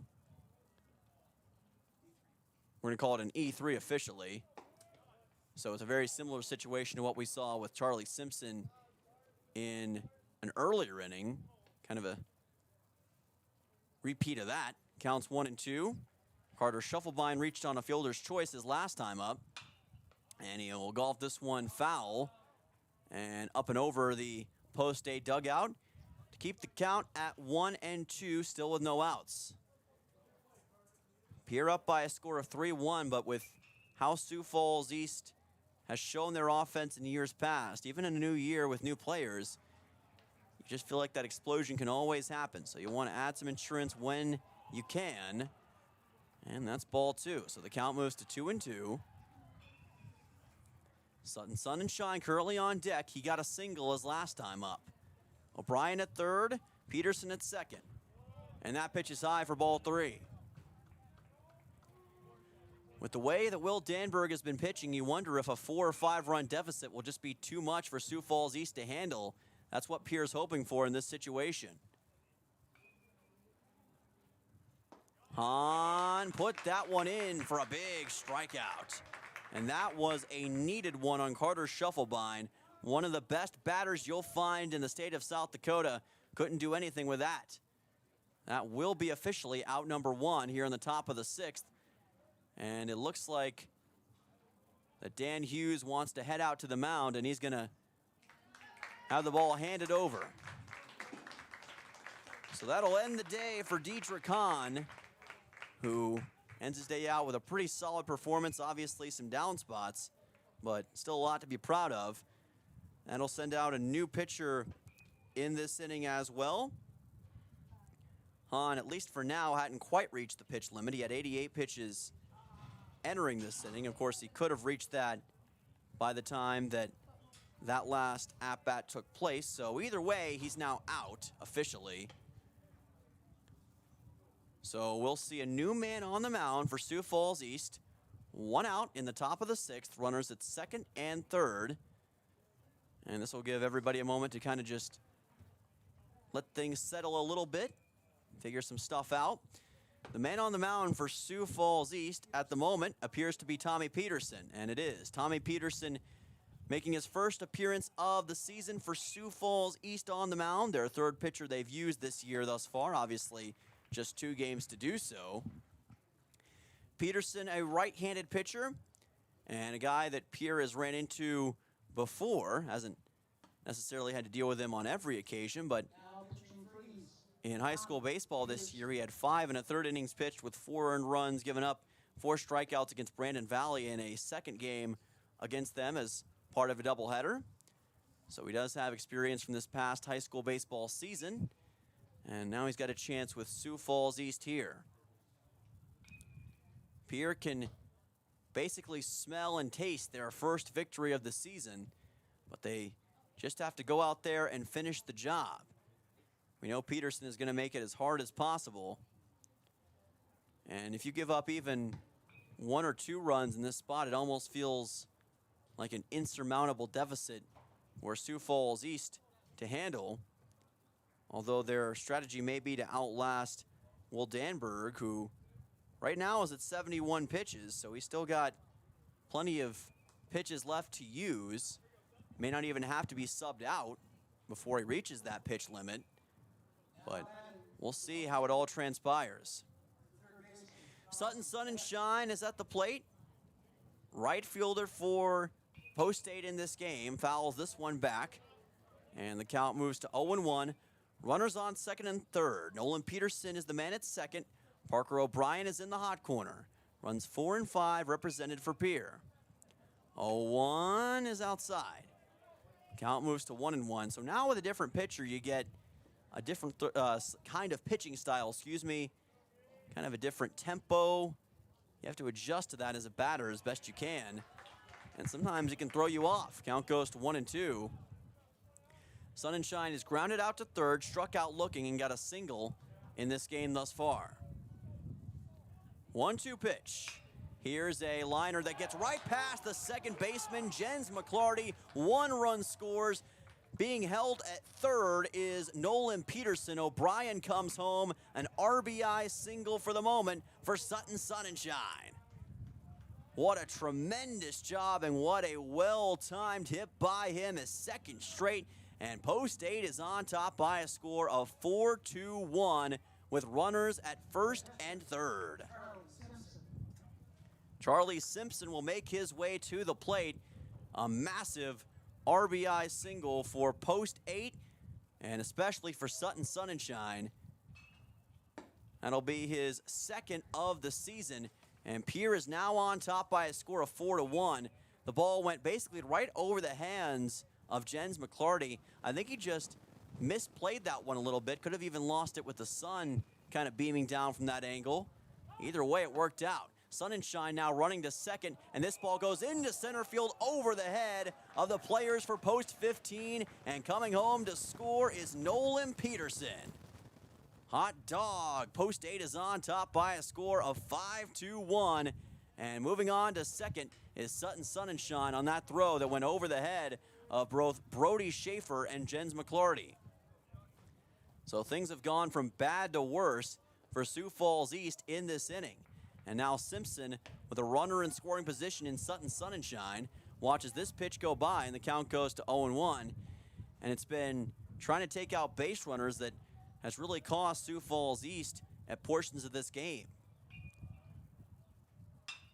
Here's a high fly ball deep to right field. It's heading back, drifting back, and it's fouled. Lands in the right field corner. Looked really good off the bat, though, for Charlie Simpson. For a second, I thought we were going to get our first Post-State baseball home run of the season. Not quite. Didn't quite get the distance on it. But boy, it sure looked like it was headed to parts unknown at first. But this is a long diamond, folks, and you got to do a lot to get one out of here in this place. Simpson lets that go by, and it ends up being a strikeout. So Dietrich Hahn, not Dietrich Hahn, the new pitcher for Sioux Falls East, which is eluding my Tommy Peterson. There we go. I don't know why that came out of my mind for a second. Tommy Peterson gets the strikeout. That'll be his first, and he gets it against Charlie Simpson. So now 2 outs here in the top of the 6th. And now Dawson Getz making his way to the plate, who got an RBI his first time up. RBI single, as a matter of fact, has 2 hits in this game. Both of those, though, were against Dietrich Hahn, and he has not faced the likes of Tommy Peterson yet. Count is 0-1 with 2 outs, and the catcher Colin Lunders exchanging important information. But Pierre, who had been down in quicksand scoring-wise for the longest time in this game, has put up 2 runs here in the top of the 6th to add to their formerly 3-1 lead. It's now at 5-1, and there's a strike. Count goes to 0-2. So Pierre just might now have enough of an advantage to close this one out, but you can't count your eggs before they hatch, and it wouldn't hurt to add on a couple more runs. Getz lets it go by. Count goes to 1-2.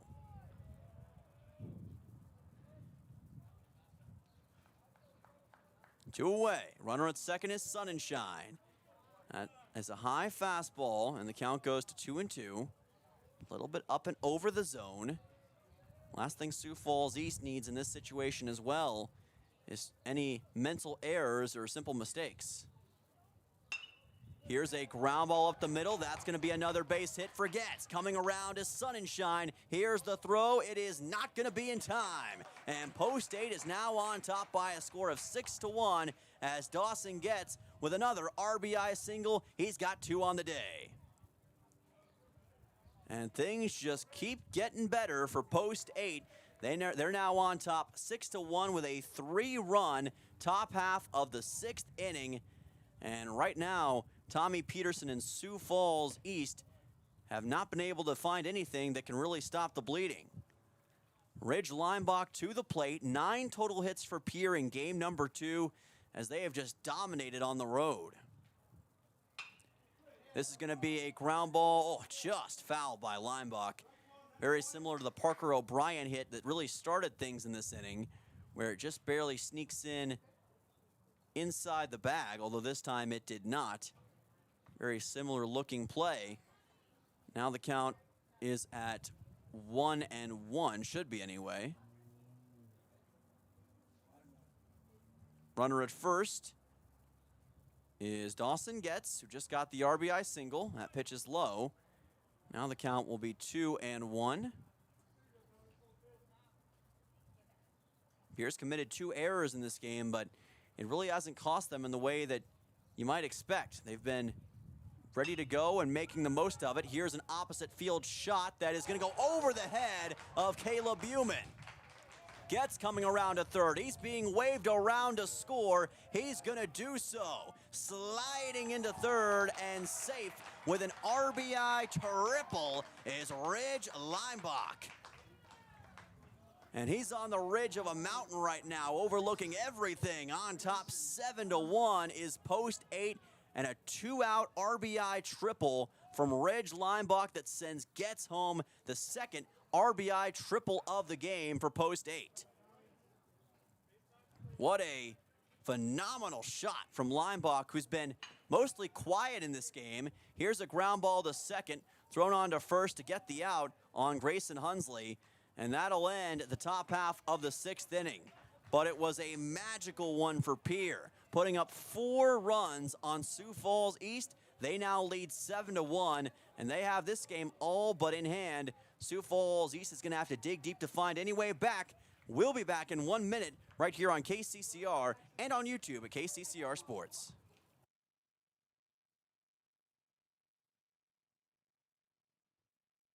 Building a home. It's the biggest investment most of us make in a lifetime. Not to mention, it's a decision that, well, you pretty much live with day and night. The quality of the workmanship stares back at you like a reflection. It also affects the value of your investment. Choosing the right contractor is critical. Kruger Contracting is that contractor. Call 222-2523. Quality workmanship and materials completed on time. Kruger Contracting. In a word, quality. Call 222-2523.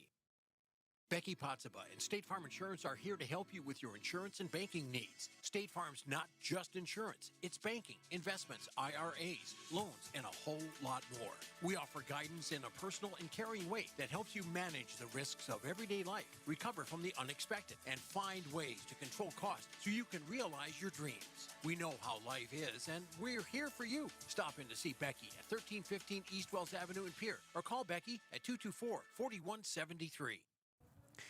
Welcome back. This is Post-State Baseball on KCCR and on YouTube at KCCR Sports. And I'll tell you what, the American Family Insurance scoreboard presented by the Brittany Shufflebind Agency was lit up in the top half of the 6th inning. Pierre putting 4 runs on the scoreboard, capped off by a Ridge Lineback RBI triple that put Post-State on top 7-1.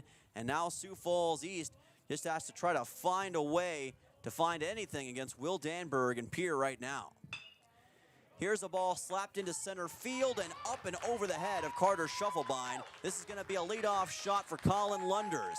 Make it a leadoff double for number 11 to start things off here in the bottom half of the 6th inning. So we just said that Sioux Falls East needed a big response to start things off here at Harmondon Park in the bottom of the 6th, and they get that with Lunders, who's now got his first hit of game number 2. It'll send on Jude Tamat. Sioux Falls East has given up a number of unearned runs to Pierre in this game, and that's really been, I think, the biggest difference between this and game number 1. It's just the execution for Sioux Falls East. Although the hitting has certainly been much more favorable for Pierre, it's that lack of execution that can really hurt you, especially in this high level of baseball, as we just see an example of it right there. That ball bouncing off of Charlie Simpson. And execution goes against Pierre this time, as advancing to third in that was Colin Lunders. So a blunder by Pierre. Now a runner in the hot corner for Sioux Falls East, which would bring it to a 5-run game. So Pierre can't rest on their laurels despite the 6-run advantage. They've got to make sure to put away Sioux Falls East because they're going to get 3 more outs to work with in the bottom of the 7th as well, regardless. Swing and a miss here, though. Great pitch by Danberg. Really went inside that time and put it in the perfect spot to where it fooled Tamat. Danberg looking for yet another strikeout. Enters this inning with just over 70 pitches. And another great strike. A little bit late to that was Tamat. And the count goes to 1-2. Will Danberg trying to finish the job and get the out here in the bottom of the 6th. His team up by a total of 6 runs. Danberg has this one lifted into shallow left, and Dawson Getz is right there to make the catch. Easy pop-up for Getz to collect, and that's out number 1 in the bottom of the 6th inning. So Braden Olson will make his way to the plate, the third baseman for Sioux Falls East. He's forced to walk and struck out looking in his 2 plate appearances in this game. Pierre now 5 outs away from that first victory of the season. Danberg, fastball lifted to right field. Sun and Shine going back, camping underneath it. Makes the catch. This will score a run for Sioux Falls East. Coming home and scoring is Colin Lunders, and it's now a 7-2 ball game on a sacrifice fly from Braden Olson. So Olson is able to get the RBI, but again, it's only going to do so much at this point in time because maybe more importantly for Pierre, they get the second out, and they still have a 5-run advantage. So Caleb Buman will make his way to the plate. Lefty versus righty right here. And right now for Danberg, it's all about getting that third out, keeping this at a 5-run game. And that's a good way to start. Fastball's in for a strike. Count goes to 0-1. The big kryptonite for Pierre in that first doubleheader against Brookings on Thursday was their inability to get successful pitching. Well, they have found that here in both game number 1 and game number 2 of this doubleheader.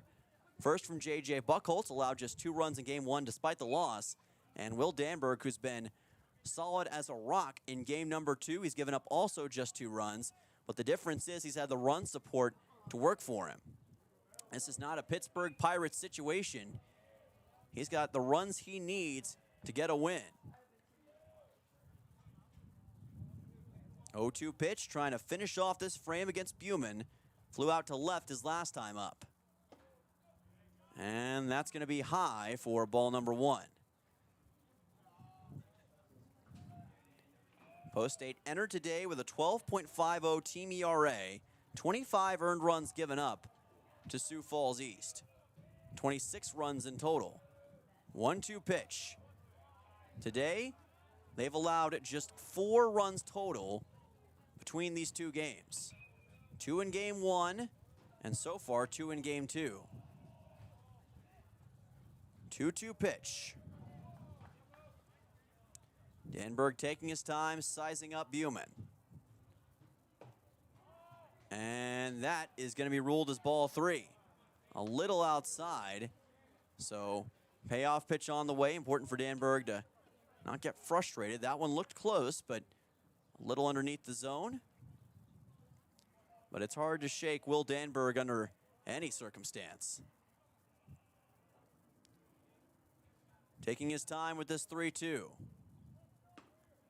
And that's ball 4. He ends up walking Buman. So Buman did a good job of extending this at-bat. Gets himself on to first base, and Sioux Falls East has run number 3 represented at first base as Caden Sporer will make his way to the plate. He's flew out to center twice in this game. So he hasn't been able to quite match the productivity he had in game number 1. This would be a heck of a time to change that. Here's a ground ball to Getz. He bobbles it, still bobbles it, and he's not going to be able to get it to first, and the ball gets away as well. Buchholz is going to have to chase after it along the fence, and just like that, Sioux Falls East has runners at second and third. A massive mistake by Dawson Getz right there. He was trying to make that work. He bobbled the ball, then bobbled it again, and I think at that point, he probably should have understood that it was too late and he was not going to be able to get the ball over to first base, but tried to make a play regardless and ended up paying the price for it. So now you've got Caleb Buman all the way over at third and Caden Sporer at second. That's now 4 errors on Pierre in this game. And it's been the biggest issue they've had in this one. And Will Danberg's job becomes that much tougher as Pete Samp makes his way to the plate. And hang on, Sioux Falls East is far from out of this yet. What was looking to be all but a done deal has suddenly become a much more difficult proposition for Pierre Post 8. 1-0 pitch for Danberg.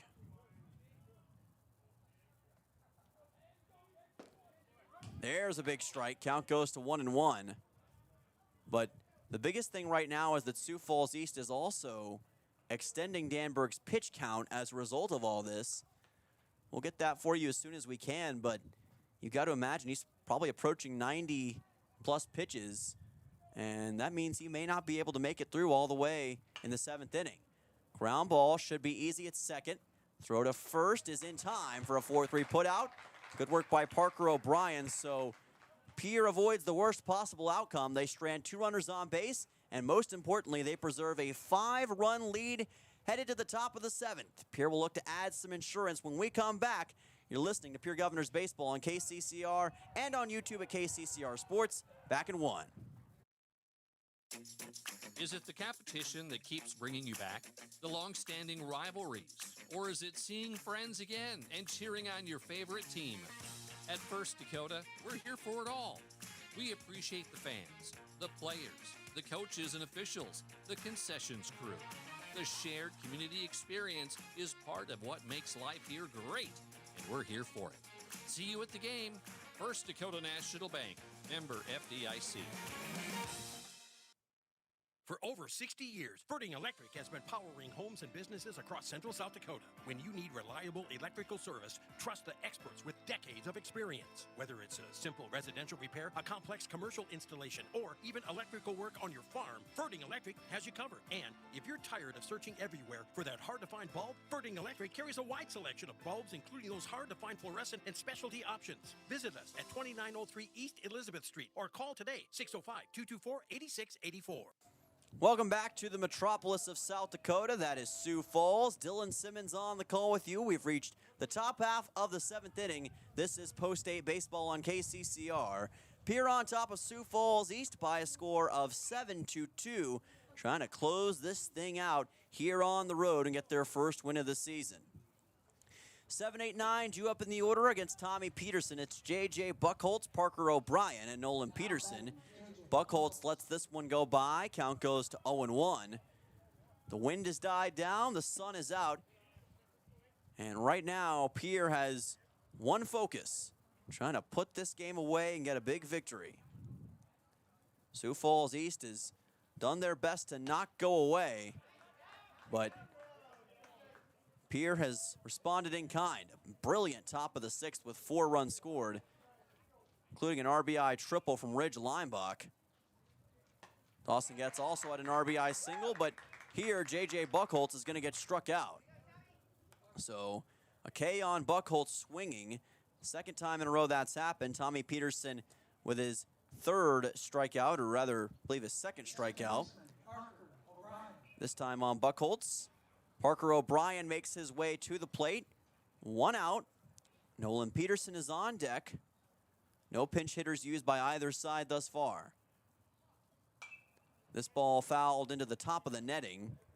Count goes to 0-1. Pierre's got a 3-hour, 15-minute bus ride back to the capital city tonight. But you know the great thing about summer, they got no school. They don't have to worry about waking up early the next day.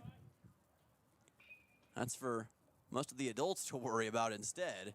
But I'm sure there's nowhere they'd rather be than right here with this awesome baseball game that we're witnessing here between these two. That ball's fouled into the netting. Count goes to 1-2.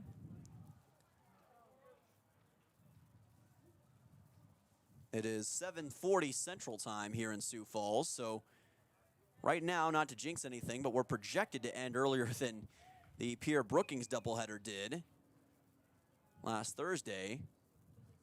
Of course, that was in the capital city, so a bit of a different situation. Count goes to 2-2 as that pitch was a little bit outside. Of course, we got to finish this one off first, so hopefully nothing gets jinxed by what I just said. 2-2 pitch. This one is fouled by O'Brien, and the count will stay at 2 balls, 2 strikes.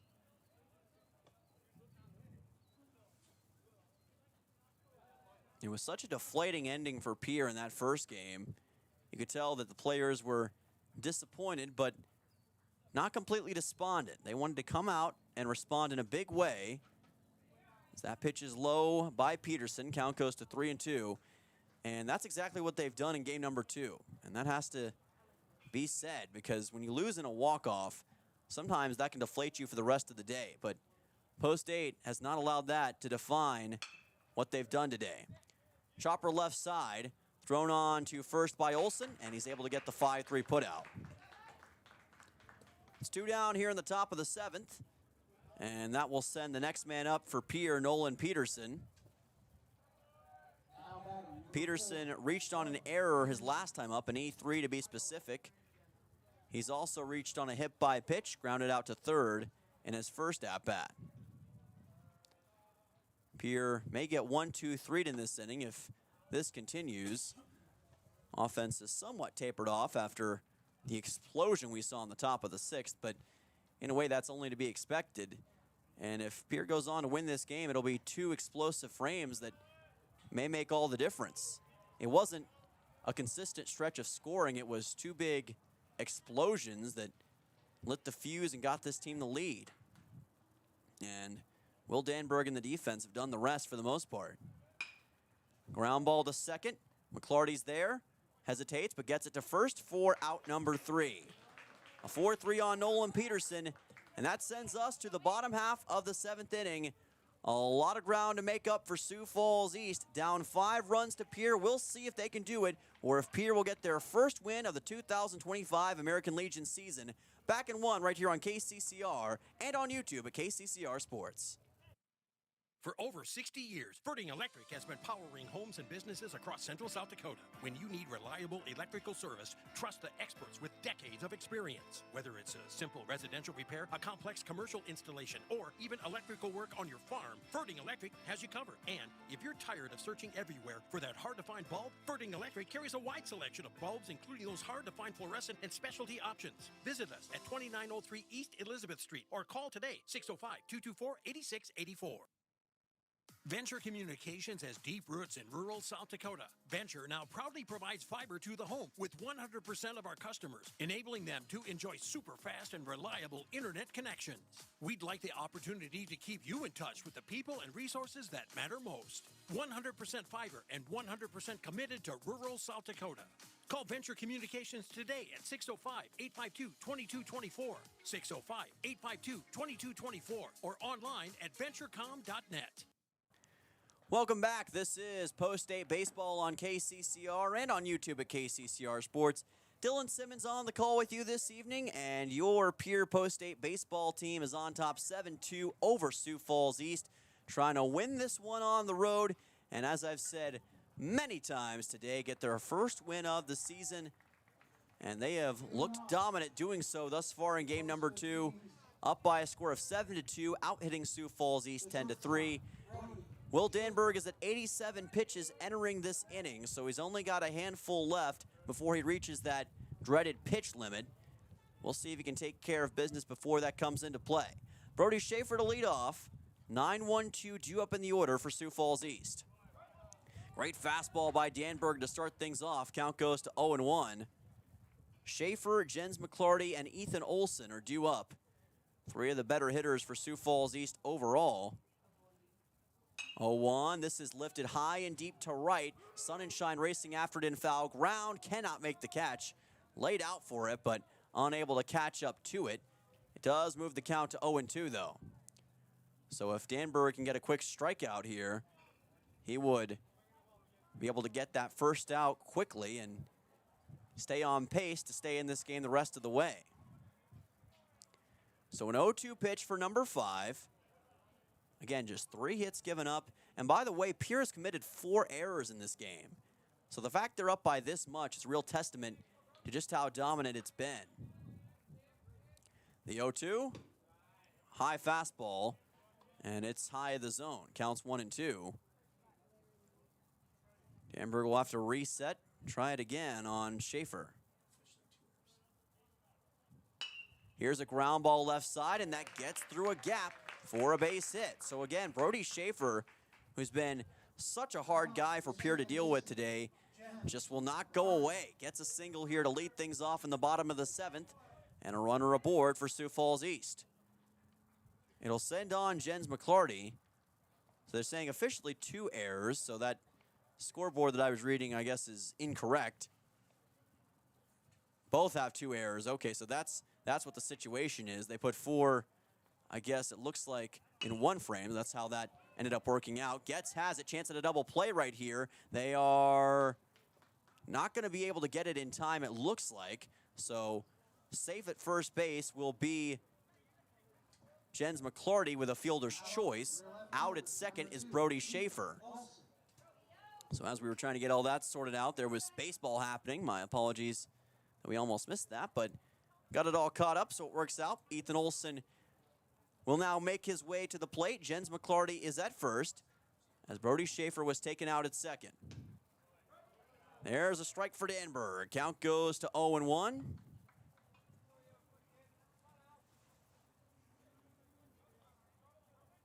Danberg has not had to use a lot of strikeouts in this game. He's been very effective at getting outs in other ways. And the thing about Danberg is a lot of his pitches are so hard to hit, as the count is going to be 1-1 now. But as I was saying, a lot of Danberg's pitches have been so hard to hit that players have a hard time getting any kind of leverage and getting the ball to take off or get the rotation in the distance like they want. And it makes him a very hard pitcher to deal with, even if he doesn't strike you out in the way that a lot of other pitchers do. It's a very dominant and mentally tough style of pitching. Here's a chopper left side, bobbled by Hunsley. He's not going to be able to get it to first in time. Oh my goodness, so a costly E5, the third error of the game committed by Pierre. And Ethan Olson makes it to first on an E5 as McClarty advances to second.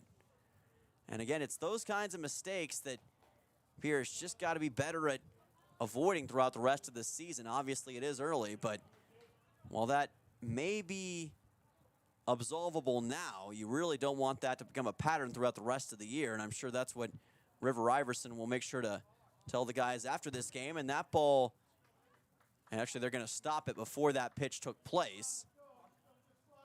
They called a balk. That's what ended up happening. So it was a mistaken motion by Will Danberg that ended up causing that, and now runners at second and third. So things are unraveling just a little bit now for Pierre, still with the lead, but having issues disposing of Sioux Falls East.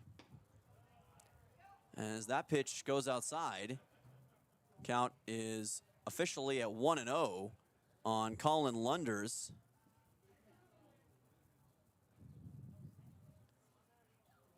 Right now, Danberg and Pierre are just trying to find a way to end this thing. There's a fastball. Count goes back to 1-1. One thing Danberg has not had to worry about in this game is that he has not shrunk when faced with tough odds or a tough situation throughout the day. He's been up for the challenge all the way through, and he wants to do that once again right here. Inside fastball. Count goes to 2-1. This could end up being, if not his final batter, close to his final batter, because he's approaching that pitch limit. We'll see if he can make it, but you know it's probably coming up soon. 2-1. This ball golfed down the line foul, and that'll bring the count to 2-2. He's at 99 pitches officially right now, which leaves him just a little bit of wiggle room. Now make it 100 officially, just a little bit of wiggle room to maybe stay in the game after this at-bat. But it would be tough. And that's going to be another foul ball, but it will be playable. Racing back for it and not being able to do anything with it is Leimbach. Was trying to locate it for a second. Might have gotten lost in the shadows for just a second. There are some trees over in the left field area that make it tough for the players to see exactly what's going on, especially with the clashing sun, and that may be what took place with Leimbach right there. Otherwise, he could have made a better play on it. So the count is 2-2 with one out, runners at second and third in Jens McClarty and Ethan Olson. Olson at second, McClarty at third, Colin Lunders at the plate. 2-2. And there's a strikeout for Will Danberg. And can you believe this, folks? It's just his second of the game. I told you, he's not as much of a strikeout man, but he gets them when it counts the most. That's out number 2. And it looks like we're going to have Jude Tomat come on, the designated hitter, the number 4 man in the order. Danberg staying out there. He may just be able to go coast to coast in this game. We'll see if he can finish it off. Tomat, ground ball that is gobbled up by Getz, but he's not going to be able to get a throw off, and a run scores. Coming home is Jens McClarty, and it's now a 7-3 game with an RBI single from Jude Tomat. So a big shot from him. It's down to a 4-run game, and it looks like that will be the end of the day for Will Danberg. So he was oh so close to making it all the way through, but he's going to have to come out of the game. Not quite a complete game performance. He has reached that pitch limit, but man, what a job it was. It's weird that keeps happening to Pierre, not just in post-8 baseball, but Governor's baseball. That's been a familiar theme. Pitchers almost going all the way and then going out with like 1 or 2 outs left. It's obviously frustrating for them, but Will Danberg has absolutely nothing to be ashamed of. His pitching has very much put Pierre in the position they're in to what looks like win this game. So Pierre will send out a new man to finish this game off and get their first win of the season. Again, 2 outs. Runners on base for Sioux Falls East at first and third. And it looks like, as we're trying to get an official number on that, didn't bring my binoculars today. We'll verify that for you in just a second. And that is number 17, which is Porter Hunsley. So we saw Hunsley warming up earlier, and now he is officially going to take the mound. Hunsley, of course, was a batter in game number 1 for Pierre, and now he gets his chance on the mound to close this thing out. River Iverson putting his faith in him to end this thing quickly, and that's what Pierre wants to do right now. He will face Braden Olson, who has yet to record a hit in this game. He does have an RBI, which came on a sacrifice fly in his last at-bat. He's also reached on a walk in this game, so it's not been totally empty. But he hasn't been able to really get a lot of leverage against Pierre in game 2. Of course, the previous 3 times he faced off against Will Danberg, and this is Porter Hunsley. So can Hunsley finish it off? We're about to find out. Ground ball, and it gets past Grayson Hunsley, and another run's going to score for Sioux Falls East. Momentarily, that's an RBI single for Braden Olson, his second RBI of the game. And Sioux Falls East has made it a 3-run game with runners at first and second. So hold your horses, folks. We're not done yet. Caleb Buman now to the plate with 2 outs, as Post 15 is making a rally towards the end of this game. Porter Hunsley's got to find a way to lock in and make sure that this run by Post 15 doesn't get any worse than what it is. 1-0 pitch as he fired in the last one outside of the zone. It's lefty on lefty right here. Buman versus Hunsley, and Hunsley fires in another pitch low. Count goes to 2-0. Porter's just got to find a way to lock in from the mound here. You've got a little bit of wiggle room, but not much. 2-0 pitch, and that one's high for ball 3. And he's in danger of loading the bases right here. If he were to walk Buman, which would be far from an ideal scenario, Buman does not have a hit yet in this game.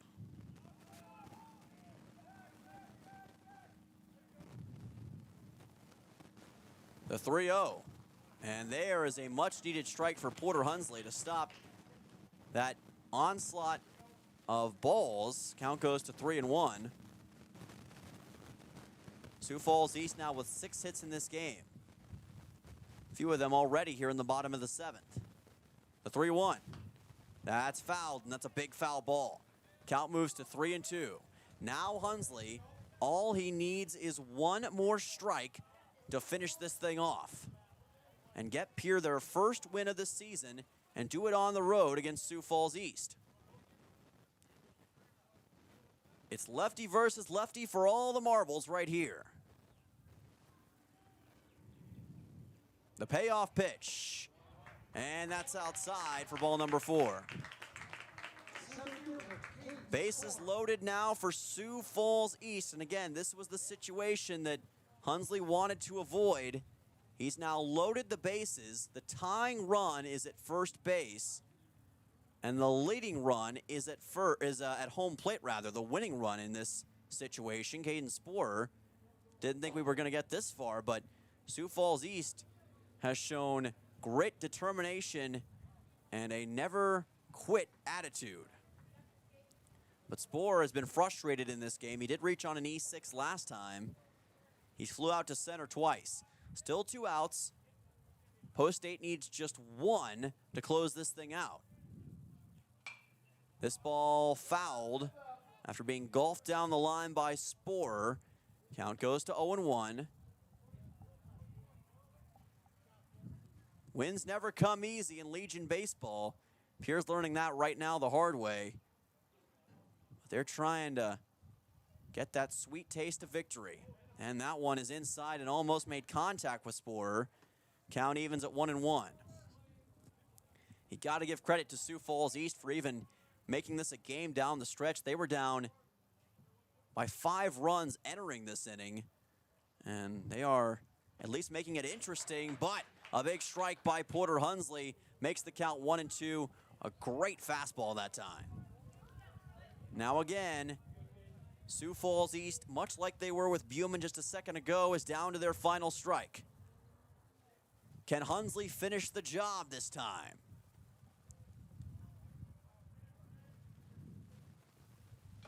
Yes, he can. A strikeout for Hunsley ends it.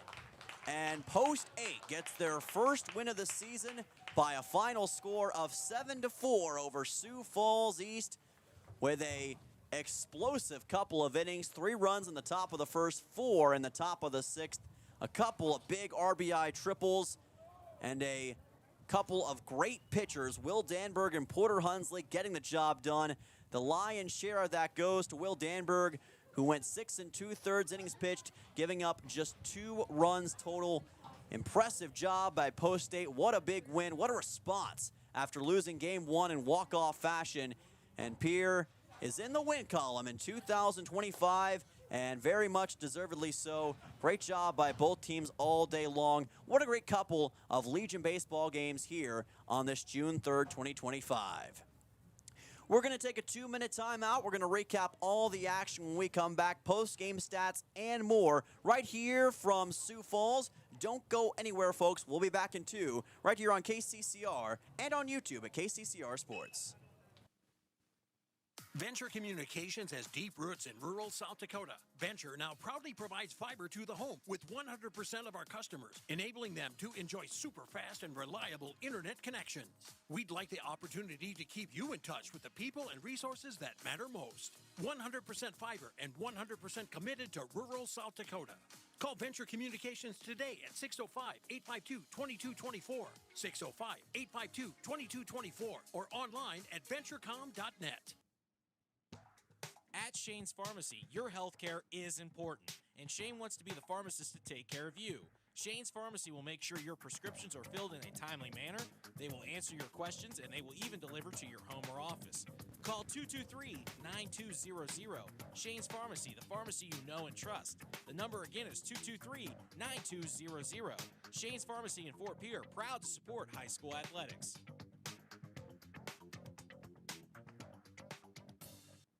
Yag Air Incorporated is your locally owned ag chemical and seed retailer. Yag Air Incorporated offers reliable ground and aerial application. For the latest seed and chemical pricing, contact Kyle at 605-280-8710 or Tony at 605-280-4771. Yag Air for all your ag chemical and seed needs. Kyle 605-280-8710 or Tony 605-280-4771.